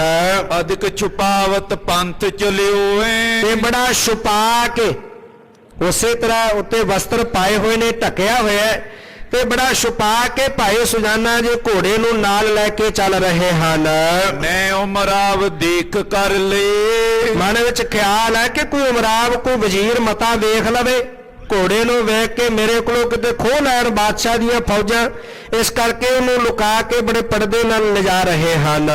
ਸ਼ਾਹ ਨਿਕਟ ਸੁਧ ਕੋ ਨੈ ਦੇ, ਜੇ ਕਿਸੇ ਉਮਰਾਵ ਵਜ਼ੀਰ ਨੇ ਵੇਖ ਲਿਆ ਤੇ ਉਹ ਬਾਦਸ਼ਾਹ ਦੇ ਕੋਲ ਜਾ ਕੇ ਚੁਗਲੀ ਕਰੇਗਾ, ਉਹਨੂੰ ਖਬਰ ਦੇਵੇਗਾ।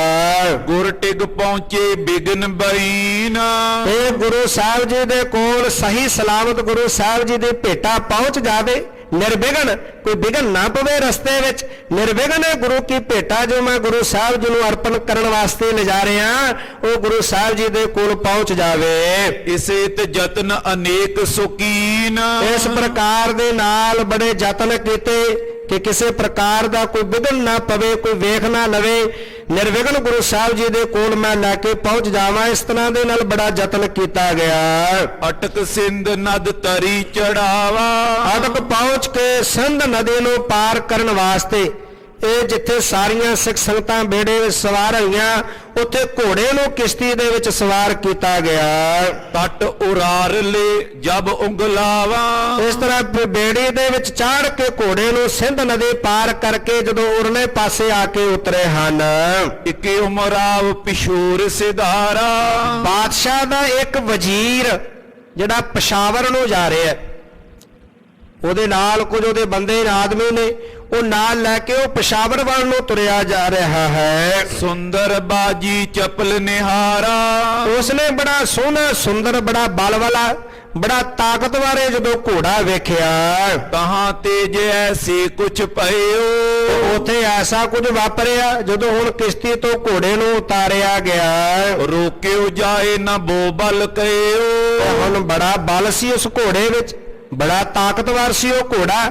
ਤੇ ਜਦੋਂ ਘੋੜਾ ਕਿਸ਼ਤੀ ਵਿੱਚੋਂ ਉਤਰਿਆ ਤੇ ਬੜਾ ਚੰਚਲ ਹੋਇਆ, ਜਿਹੜਾ ਤਾਂ ਨੂੰ ਉਛਲ ਲੱਗਾ ਹੈ। ਸਨੇ ਸਨੇ ਸਾਦਰ ਕਰ ਫੇਰ, ਤੇ ਹੌਲੇ ਹੌਲੇ ਭਾਈ ਸਜਾਨਾ ਜੀ ਨੇ ਘੋੜੇ ਤੇ ਹੱਥ ਫੇਰਿਆ, ਘੋੜੇ ਤੇ ਹੱਥ ਫੇਰ ਕੇ ਉਹ ਘੋੜੇ ਨੂੰ ਕਾਬੂ ਕੀਤਾ, ਵਸ ਵਿੱਚ ਕੀਤਾ ਹੈ। ਕਰਿਓ ਟਿਕਾਵਨ ਘੋਰਾ ਫੇਰ, ਇਸ ਤਰ੍ਹਾਂ ਦੇ ਨਾਲ ਹੱਥ ਫੇਰ ਕੇ ਉਹ ਘੋੜੇ ਨੂੰ ਟਿਕਾਇਆ ਹੈ। ਪਿਖ ਉਮਰਾਵ ਰਿਦਾ ਬਿਰਮਾਇਓ, ਤੇ ਜਦੋਂ ਵਜ਼ੀਰ ਨੇ ਵੇਖਿਆ ਘੋੜੇ ਨੂੰ, ਐਸਾ ਚੰਚਲ ਐਸਾ ਬਲਵਾਨ ਘੋੜਾ ਵੇਖ ਕਰਕੇ ਜਿਹੜਾ ਉਹ ਬਾਦਸ਼ਾਹ ਦਾ ਵਜ਼ੀਰ ਸੀ, ਉਹਦਾ ਮਨ ਜਿਹੜਾ ਸੀ ਉਹ ਲਲਚਾ ਗਿਆ। ਮਨੋ ਕਮਲ ਪਰ ਭਵਰ ਲੁਭਾਇਓ, ਉਹ ਲੋਭੀ ਹੋਇਆ, ਮਾਨੋ ਜਿਵੇਂ ਭਵਰਾ ਕਮਲ ਫੁੱਲ ਤੇ ਲੁਭਾਏ ਮਨ ਹੋ ਜਾਂਦਾ ਹੈ। ਕਮਲ ਫੁੱਲ ਤੇ ਪਹੁੰਚਦਾ ਨਾ ਭਵਰਾ, ਉਸੇ ਤਰ੍ਹਾਂ ਜਿਵੇਂ ਭਵਰਾ ਕਮਲ ਫੁੱਲ ਤੇ ਲੁਭਾਏ ਮਨ ਹੋ ਜਾਂਦਾ ਹੈ, ਇਹ ਵਜ਼ੀਰ ਦਾ ਮਨ ਜਿਹੜਾ ਸੀ ਉਹ ਲੁਭਾਏ ਮਨ ਹੋ ਗਿਆ ਘੋੜੇ ਨੂੰ ਵੇਖ ਕਰਕੇ। ਬੂਜਨ ਕੀਨ ਆਏ ਕਿਸ ਕੋਰਾ, ਉਹਨੇ ਪੁੱਛਿਆ, ਕਹਿਣ ਲੱਗਾ ਘੋੜਾ ਕਿਸ ਦਾ? ਹੁਣ ਜਦੋਂ ਘੋੜਾ ਵੇਖਿਆ, ਵੇਖ ਕਰਕੇ ਵਜ਼ੀਰ ਪੁੱਛਦਾ ਕਿ ਘੋੜੇ ਦਾ ਮਾਲਕ ਕੌਣ ਹੈ, ਇਹ ਘੋੜਾ ਕਿਸ ਦਾ ਹੈ? ਕਹਤੇ ਆਏ ਜਾਏ ਕਿਸ ਓਰਾ, ਕਹਿਣ ਲੱਗਾ ਕਿੱਥੋਂ ਆਇਆ ਹੈ ਘੋੜਾ ਤੇ ਅੱਗੇ ਕਿੱਥੇ ਲੈ ਕੇ ਜਾ ਰਹੇ ਹੋ? ਸ਼੍ਰੀ ਗੁਰੂ ਹਰਗੋਬਿੰਦ ਵਿਸਾਲਾ, ਤੇ ਹੁਣ ਭਾਈ ਸਜਾਨਾ ਜੀ ਕਹਿਣ ਲੱਗੇ, ਮਹਾਨ ਪਰਉਪਕਾਰੀ ਸਤਿਗੁਰੂ ਮੇਰੀ ਪੀਰੀ ਦੇ ਮਾਲਕ ਧੰਨ ਸ਼੍ਰੀ ਗੁਰੂ ਹਰਗੋਬਿੰਦ ਸਾਹਿਬ ਜੀ, ਕਰਿਓ ਖਰੀਦਨ ਤਿੰਨ ਟਿਗ ਚਾਲਾ, ਇਹ ਉਹ ਧੰਨ ਗੁਰੂ ਹਰਗੋਬਿੰਦ ਸਾਹਿਬ ਪਾਤਸ਼ਾਹ ਜੀ ਨੇ ਘੋੜਾ ਖਰੀਦਿਆ। ਇਹ ਘੋੜਾ ਉਹਨਾਂ ਨੇ ਖਰੀਦਿਆ ਤੇ ਉਹਨਾਂ ਦੇ ਕੋਲ ਜਾ ਰਿਹਾ ਹੈ। ਮੂਰਖ ਮਨ ਉਮਰਾਵ ਵਿਚਾਰਾ, ਤੇ ਮੂਰਖ ਮਨ, ਇਹ ਵਜ਼ੀਰ ਦਾ ਮੂਰਖ ਹੋਇਆ, ਘੋੜੇ ਨੂੰ ਵੇਖ ਕੇ ਲੁਭਾਏ ਮਨ ਹੋ ਗਿਆ, ਮਨ ਅੰਦਰ ਵਿਚਾਰ ਕਰਨ ਲੱਗਾ। ਸ਼ਾਹ ਉਚਿਤ ਆ ਰੁਚਿਰ ਨਿਹਾਰਾ, ਉਹਨੇ ਮਨ ਵਿੱਚ ਰਤਾ ਖਿਆਲ ਨਹੀਂ ਕੀਤਾ ਕਿ ਮੇਰੀ ਪੀਰੀ ਦੇ ਮਾਲਕ ਜਿਨ੍ਹਾਂ ਦੇ ਅੱਗੇ ਸਾਰਾ ਸੰਸਾਰ ਝੁਕਦਾ ਹੈ, ਉਹਨਾਂ ਦੇ ਲਈ ਇਹ ਘੋੜਾ ਸਿੱਖ ਨੇ ਦੱਸਿਆ ਵੀ ਹੈ ਕਿ ਧੰਨ ਗੁਰੂ ਹਰਗੋਬਿੰਦ ਸਾਹਿਬ ਪਾਤਸ਼ਾਹ ਜੀ ਨੇ ਖਰੀਦਿਆ ਘੋੜਾ, ਉਹਨਾਂ ਦਾ ਘੋੜਾ ਹੈ। ਪਰ ਇਹਦੇ ਮਨ ਅੰਦਰ ਕੋਈ ਪ੍ਰੇਮ, ਕੋਈ ਸ਼ਰਧਾ ਨਾਮ, ਉਹ ਨੇੜੇ ਤੇੜੇ ਵੀ ਨਹੀਂ ਸੀ। ਮਨ ਵਿੱਚ ਵਿਚਾਰ ਕਰਕੇ ਉਹਨੇ ਇਹ ਚਾਹੁੰਦਾ ਕਿ ਮੈਂ ਬਾਦਸ਼ਾਹ ਦੀ ਖੁਸ਼ੀ ਲੈ ਲਵਾਂ। ਗੁਰੂ ਕਾ ਸਿੱਖ ਚਾਹੁੰਦਾ ਹੈ ਕਿ ਗੁਰੂ ਦੇ ਚਰਨਾਂ 'ਚ ਭੇਟ ਕਰਕੇ ਗੁਰੂ ਦੀ ਖੁਸ਼ੀ ਪ੍ਰਾਪਤ ਕਰ ਲਵਾਂ, ਤੇ ਉਹ ਚਾਹੁੰਦਾ ਕਿ ਬਾਦਸ਼ਾਹ ਨੂੰ ਖੁਸ਼ ਕਰ ਲਵਾਂ। ਤੇ ਹੁਣ ਇਹਦੇ ਮਨ ਵਿੱਚ ਜਿਹੜਾ ਇਸ ਤਰ੍ਹਾਂ ਦਾ ਇਹ ਵਿਚਾਰ ਆਇਆ, ਚੜੇ ਹਰਖ ਕਰ ਮੋਏ ਸਰਾਏ, ਕਹਿਣ ਲੱਗਾ ਕਿ ਬਾਦਸ਼ਾਹ ਦੇ ਕੋਲ ਹੋਣਾ ਚਾਹੀਦਾ, ਤੇ ਘੋੜਾ ਜਦੋਂ ਬਾਦਸ਼ਾਹ ਕੋਲ ਪਹੁੰਚ ਜਾਏਗਾ, ਬਾਦਸ਼ਾਹ ਘੋੜੇ ਤੇ ਸਵਾਰ ਹੋਏਗਾ, ਪ੍ਰਸੰਨ ਹੋ ਕੇ ਫਿਰ ਮੇਰੇ ਤੇ ਬੜਾ ਖੁਸ਼ ਹੋਵੇਗਾ। ਕਿਮ ਅਸਲੇ ਪੁਚਾਵੋਂ ਪਾਏ, ਫਿਰ ਮੇਰੀ ਸ਼ਲਾਘਾ ਕਰੇਗਾ ਤੇ ਹੁਣ ਕਿਹੜਾ ਤਰੀਕਾ ਵਰਤਾਂ, ਕਿਸ ਤਰੀਕੇ ਦੇ ਨਾਲ ਇਹ ਘੋੜਾ ਬਾਦਸ਼ਾਹ ਦੇ ਕੋਲ ਪਹੁੰਚਾਵਾਂ। ਸੋ ਪੀ ਰਹੇ ਸ਼ਾਹ ਕੇ ਪਾਸ, ਤੇ ਧੰਨ ਗੁਰੂ ਹਰਗੋਬਿੰਦ ਸਾਹਿਬ ਪਾਤਸ਼ਾਹ ਜੀ ਵੀ ਆਉਂਦੇ ਜਾਂਦੇ ਰਹਿੰਦੇ ਨੇ, ਬਾਦਸ਼ਾਹ ਨਾਲ ਉਹਨਾਂ ਦਾ ਵੀ ਮੇਲ ਹੈ। ਹੋਏ ਨਾ ਅਸਰਿਸ ਕਰੇ ਪ੍ਰਕਾਸ਼, ਤੇ ਜਦੋਂ ਧੰਨ ਗੁਰੂ ਹਰਗੋਬਿੰਦ ਸਾਹਿਬ ਪਾਤਸ਼ਾਹ ਜੀ ਇਸ ਘੋੜੇ ਤੇ ਸਵਾਰ ਹੋ ਕੇ ਸ਼ਾਹਜਹਾਨ ਬਾਦਸ਼ਾਹ ਦੇ ਕੋਲ ਆਉਣਗੇ, ਤੇ ਜਦੋਂ ਬਾਦਸ਼ਾਹ ਦੇ ਕੋਲ ਐਸਾ ਘੋੜਾ ਨਾ ਹੋਇਆ ਤੇ ਇਹ ਵੇਖ ਕੇ ਬਾਦਸ਼ਾਹ ਗੁੱਸੇ ਵਿੱਚ ਆਵੇਗਾ। ਇਸ ਕਰਕੇ ਆਉਂਦੇ ਜਾਂਦੇ ਰਹਿੰਦੇ ਨੇ, ਘੋੜਾ ਜਿਹੜਾ ਬਾਦਸ਼ਾਹ ਦੇ ਕੋਲ ਚਾਹੀਦਾ ਹੈ। ਜਾਂ ਤੇ ਲਿਖ ਭੇਜੋ ਸੁਧ ਤਾਈ, ਕਹਿਣ ਲੱਗਾ ਕਿ ਖਬਰ ਜਿਹੜੀ ਮੈਂ ਬਾਦਸ਼ਾਹ ਨੂੰ ਲਿਖ ਕੇ ਭੇਜ ਦਿੰਦਾ ਹਾਂ। ਲੈ ਤੁਰੰਗ ਹੋਏ ਚਿਤ ਮੈਂ ਤੇ ਚਾਈ, ਜਿਹਦਾ ਉਹ ਮਨ ਕਰੇਗਾ, ਜੇ ਉਹਦਾ ਹਿਰਦਾ ਚਾਹੇਗਾ, ਉਹ ਘੋੜਾ ਖਰੀਦਣਾ ਚਾਹੇਗਾ, ਘੋੜਾ ਲੈਣਾ ਚਾਹੇਗਾ ਤਾਂ ਲੈ ਲਵੇਗਾ। ਮੇਰਾ ਫਰਜ਼ ਬਣਦਾ ਕਿ ਮੈਂ ਖਬਰ ਲਿਖ ਕੇ ਬਾਦਸ਼ਾਹ ਨੂੰ ਭੇਜ ਦੇਵਾਂ। ਅਦਬ ਕਰੇ ਤੋ ਨਾਏ ਨਾ ਤੇ ਲੇਵੇਂ, ਜੇ ਗੁਰੂ ਹਰਗੋਬਿੰਦ ਸਾਹਿਬ ਪਾਤਸ਼ਾਹ ਜੀ ਦਾ ਅਦਬ ਸਤਿਕਾਰ ਕਰਦਾ ਹੋਵੇਗਾ ਤੇ ਨਹੀਂ ਲਵੇਗਾ ਘੋੜਾ, ਮੈਂ ਖਬਰ ਭੇਜ ਦਿੰਦਾ ਹਾਂ। ਮਮ ਸਿਰ ਦੋਸ਼ ਨ ਕਿਮ ਕੋ ਦੇਵੇਂ, ਮੇਰੇ ਸਿਰ ਕੋਈ ਦੋਸ਼ ਨਹੀਂ ਦੇਵੇਗਾ ਕਿ ਤੂੰ ਚੰਗੇ ਨਸਲ ਦੇ ਘੋੜੇ ਬਾਰੇ ਮੈਨੂੰ ਨਹੀਂ ਦੱਸਿਆ, ਮੇਰੇ ਤੇ ਕੋਈ ਫਿਰ ਦੋਸ਼ ਨਹੀਂ ਆਵੇਗਾ। ਇਮ ਵਿਚਾਰ ਖਤ ਕੋ ਲਿਖ ਭੇਜਾ, ਇਸ ਤਰ੍ਹਾਂ ਵਿਚਾਰ ਕਰਕੇ ਇਸ ਵਜ਼ੀਰ ਨੇ ਇੱਕ ਪੱਤਰਕਾ ਇੱਕ ਖਤ ਲਿਖਿਆ, ਉਹ ਲਿਖ ਕੇ ਬਾਦਸ਼ਾਹ ਵੱਲ ਭੇਜਿਆ ਹੈ। ਨਰ ਕੋ ਕੇ ਉਹ ਤੁਰਤ ਹੀ ਲੈ ਜਾ, ਇੱਕ ਮਨੁੱਖ ਦੇ ਡੋਟੇ ਲਾਏ, ਇੱਕ ਆਦਮੀ ਦੇ ਡੋਟੇ ਲਾ ਕੇ ਉਹਨੂੰ ਕਹਿਣ ਲੱਗੇ ਤੁਰਤ ਬੜੀ ਛੇਤੀ ਦੇ ਨਾਲ ਜਿਹੜਾ ਖਤ ਬਾਦਸ਼ਾਹ ਦੇ ਕੋਲ ਲੈ ਕੇ ਜਾਣਾ ਕਰ। ਹਰਖੇ ਸ਼ਾਹ ਦਰਬ ਕੋ ਦਹਿ, ਤੇ ਬਾਦਸ਼ਾਹ ਜਦੋਂ ਪੜ੍ਹੇਗਾ, ਘੋੜੇ ਦੇ ਬਾਬਤ ਸੁਨੇਗਾ ਤੇ ਖੁਸ਼ ਹੋ ਕੇ ਬਹੁਤ ਸਾਰਾ ਧਨ ਦੇਵੇਗਾ। ਚੜ ਤੁਰੰਗ ਪਰ ਅਧਿਕ ਤੇ ਰਿਜੇ, ਫਿਰ ਇਸ ਘੋੜੇ ਨੂੰ ਜਦੋਂ ਲੈ ਲਵੇਗਾ, ਘੋੜੇ ਤੇ ਸਵਾਰ ਹੋਏਗਾ, ਸਵਾਰ ਹੋ ਕੇ ਬੜਾ ਉਹ ਪ੍ਰਸੰਨ ਤੇ ਖੁਸ਼ ਹੋਏਗਾ। ਮਜਲ ਵਿਸਾਲ ਪੰਥ ਸੋ ਚਾਲਾ, ਤੇ ਹੁਣ ਉਹ ਪੈਂਡਾ ਤੈਅ ਕਰਨ ਵਾਸਤੇ ਬੜੀ ਛੇਤੀ ਦੇ ਨਾਲ ਇਹਦਾ ਭੇਜਿਆ ਹੋਇਆ ਆਦਮੀ ਜਿਹੜਾ ਉਹਨੇ ਉਹ ਰਸਤਾ ਪਕੜਿਆ ਜਿੱਥੇ ਬਾਦਸ਼ਾਹ ਦਾ ਮਹਿਲ ਸੀ, ਬਾਦਸ਼ਾਹ ਨੂੰ ਮਿਲਣ ਵਾਸਤੇ ਉਸ ਮੰਜ਼ਲ ਤੇ ਚੱਲ ਪਿਆ ਹੈ। ਪਹੁੰਚੇ ਸ਼ਾਹ ਪਾਸ ਤਿਸ ਕਾਲਾ, ਤੁਰਤ ਚੱਲ ਕੇ ਬੜੀ ਛੇਤੀ ਦੇ ਨਾਲ ਬਾਦਸ਼ਾਹ ਦੇ ਕੋਲ ਪਹੁੰਚਿਆ। ਮਿਲ ਕੈ ਸੋ ਟਿਗ ਲਿਖਿਓ ਪਠਾਇਓ, ਤੇ ਬਾਦਸ਼ਾਹ ਦੇ ਨਜ਼ਦੀਕੀ ਨੂੰ ਮਿਲ ਕੇ ਜਿਹੜਾ ਉਹ ਲਿਖੀ ਹੋਇਆ ਖਤ ਸੀ, ਪੱਤਰਕਾ ਸੀ, ਉਹ ਬਾਦਸ਼ਾਹ ਦੇ ਕੋਲ ਪਹੁੰਚਾਉਣਾ ਕੀਤੀ ਹੈ। ਪਟ ਕਰ ਬਹੁਤ ਭਿਖਨ ਉਮਗਾਇਓ, ਤੇ ਜਦੋਂ ਬਾਦਸ਼ਾਹ ਨੇ ਉਹ ਪੱਤਰਕਾ ਪੜ੍ਹੀ ਤੇ ਪੜ੍ਹ ਕਰਕੇ ਉਹ ਬਾਦਸ਼ਾਹ ਬੜਾ ਪ੍ਰਸੰਨ ਹੋਇਆ, ਬੜਾ ਖੁਸ਼ ਹੋਇਆ। ਨਰ ਕੋ ਬੂਝਿਓ ਨਿਕਟ ਹਕਾਰੇ, ਜਿਹੜਾ ਆਦਮੀ ਭੇਜਿਆ ਹੋਇਆ ਵਜ਼ੀਰ ਦਾ ਉਹ ਪੱਤਰਕਾ ਲੈ ਕੇ ਖਤ ਲੈ ਕੇ ਗਿਆ ਸੀ, ਸ਼ਾਹਜਹਾਨ ਬਾਦਸ਼ਾਹ ਨੇ ਆਪਣੇ ਕੋਲ ਬੁਲਾਇਆ। ਕੋਲ ਬੁਲਾ ਕੇ ਬਾਦਸ਼ਾਹ ਸ਼ਾਹਜਹਾਨ ਉਹਦੇ ਕੋਲੋਂ ਪੁੱਛਣ ਲੱਗਾ, ਕੈ ਆਵਤ ਅਸ ਤੁਰੰਗ ਉਦਾਰੇ, ਲੱਗੇ ਜਿਹੜਾ ਬੜਾ ਬਲਵਾਨ ਤਾਕਤਵਰ ਐਸਾ ਸੁੰਦਰ ਘੋੜਾ ਹੈ, ਇਹ ਤੂੰ ਕਿੱਥੇ ਵੇਖਿਆ, ਕਿੱਥੇ ਕ ਚੱਲ ਕੇ ਆ ਰਿਹਾ ਹੈ। ਦੋਇ ਤ੍ਰੈ ਮਜਲ ਪਿਛਾਰੀ ਮੇਰੇ, ਉਹ ਆਦਮੀ ਨੇ ਜਵਾਬ ਦਿੱਤਾ, ਕਹਿਣ ਲੱਗਾ ਕਿ 2-3 ਮੰਜ਼ਲ ਮੇਰੇ ਤੋਂ ਪਿੱਛੇ ਹੈ, ਮੈਂ ਬੜੀ ਤੇਜ਼ੀ ਨਾਲ ਆਇਆ ਤਾਂ ਕਿ ਤੁਹਾਨੂੰ ਖਬਰ ਆ ਕੇ ਦੇ ਦੇਵਾਂ, ਇਹ ਖਤ ਤੁਹਾਡੇ ਕੋਲ ਪਹੁੰਚਾਉਣਾ ਕਰਾਂ, ਤੁਹਾਨੂੰ ਖਬਰ ਮਿਲ ਜਾਏ, ਇਸ ਕਰਕੇ ਮੈਂ ਬੜੀ ਤੇਜ਼ੀ ਨਾਲ ਚੱਲ ਕੇ ਆਇਆ। ਉਹ 2-3 ਮੰਜ਼ਲ ਮੇਰੇ ਤੋਂ ਪਿੱਛੇ ਚੱਲ ਕੇ ਆ ਰਿਹਾ ਹੈ। ਆਵਤ ਚਲਿਓ ਗੁਰੂ ਕੇ ਡੇਰੇ, ਉਹ ਘੋੜਾ ਰਸਤੇ ਤੇ ਆ ਰਿਹਾ ਹੈ ਤੇ ਧੰਨ ਗੁਰੂ ਹਰਗੋਬਿੰਦ ਸਾਹਿਬ ਪਾਤਸ਼ਾਹ ਜੀ ਦਾ ਜਿੱਥੇ ਨਿਵਾਸ ਹੈ, ਉਹਨਾਂ ਦੇ ਉਸ ਸਥਾਨ ਤੇ ਉਹ ਘੋੜਾ ਪਹੁੰਚਣਾ ਹੈ। ਬਹੁ ਸੰਗਤ ਜਿਸ ਕੇ ਸੰਗ ਆਵਤ, ਤੇ ਬੜੀਆਂ ਸਿੱਖ ਸੰਗਤਾਂ ਨਾਲ ਚੱਲ ਕੇ ਆ ਰਹੀਆਂ ਨੇ, ਜਿਹੜਾ ਸਿੱਖ ਘੋੜਾ ਲੈ ਕੇ ਆ ਰਿਹਾ ਹੈ ਉਹਦੇ ਨਾਲ ਬਹੁਤ ਸਾਰੀਆਂ ਕਾਬਲ ਦੀਆਂ ਸਿੱਖ ਸੰਗਤਾਂ ਵੀ ਚੱਲ ਕੇ ਆ ਰਹੀਆਂ ਹਨ। ਮੈਂ ਸੁਧ ਇਤ ਪਹੁੰਚਿਓ ਉਤਲਾਵਤ, ਮੈਂ ਤੁਹਾਨੂੰ ਇਹ ਸੁੱਧ ਖਬਰ ਦੇਣ ਵਾਸਤੇ ਬੜੀ ਛੇਤੀ ਦੇ ਨਾਲ ਚੱਲ ਕੇ ਆਇਆ ਹਾਂ। ਸੁਨਤ ਸ਼ਾਹ ਕੁਛ ਸੈਨ ਪਠਾਈ, ਤੇ ਇਹ ਸੁਣ ਕੇ ਜਦੋਂ ਇਹ ਵਜ਼ੀਰ ਦਾ ਭੇਜਿਆ ਹੋਇਆ ਆਦਮੀ ਖਤ ਲੈ ਕੇ ਪਹੁੰਚਿਆ, ਪੜ੍ਹਿਆ, ਬਾਦਸ਼ਾਹ ਬੜਾ ਖੁਸ਼ ਹੋਇਆ। ਤੇ ਹੁਣ ਜਦੋਂ ਬਾਦਸ਼ਾਹ ਨੇ ਸਾਰੇ ਖਬਰਸਾਰ ਜਾਣ ਲਈ ਕਿ ਸਿੱਖ ਸੰਗਤਾਂ ਵੀ ਨਾਲ ਨੇ, ਘੋੜਾ ਲੈ ਕੇ ਆ ਰਹੇ ਆ, ਸਿੱਖ ਗੁਰੂ ਹਰਗੋਬਿੰਦ ਸਾਹਿਬ ਪਾਤਸ਼ਾਹ ਜੀ ਦੇ ਕੋਲ ਪਹੁੰਚਣਾ ਹੈ, ਤੇ ਉਹ ਘੋੜਾ ਪਾਉਣ ਵਾਸਤੇ, ਘੋੜੇ ਨੂੰ ਲੈਣ ਵਾਸਤੇ ਬਾਦਸ਼ਾਹ ਨੇ ਆਪਣੀਆਂ ਫੌਜਾਂ ਭੇਜੀਆਂ ਨੇ। ਤੇ ਕਿਵੇਂ ਬਾਦਸ਼ਾਹ ਦੀਆਂ ਭੇਜੀਆਂ ਹੋਈਆਂ ਫੌਜਾਂ ਉਹ ਸਿੱਖ ਦੇ ਕੋਲੋਂ ਘੋੜਾ ਜ਼ਬਰਦਸਤੀ ਕਰਕੇ ਲੈ ਕੇ ਆਉਂਦੀਆਂ ਨੇ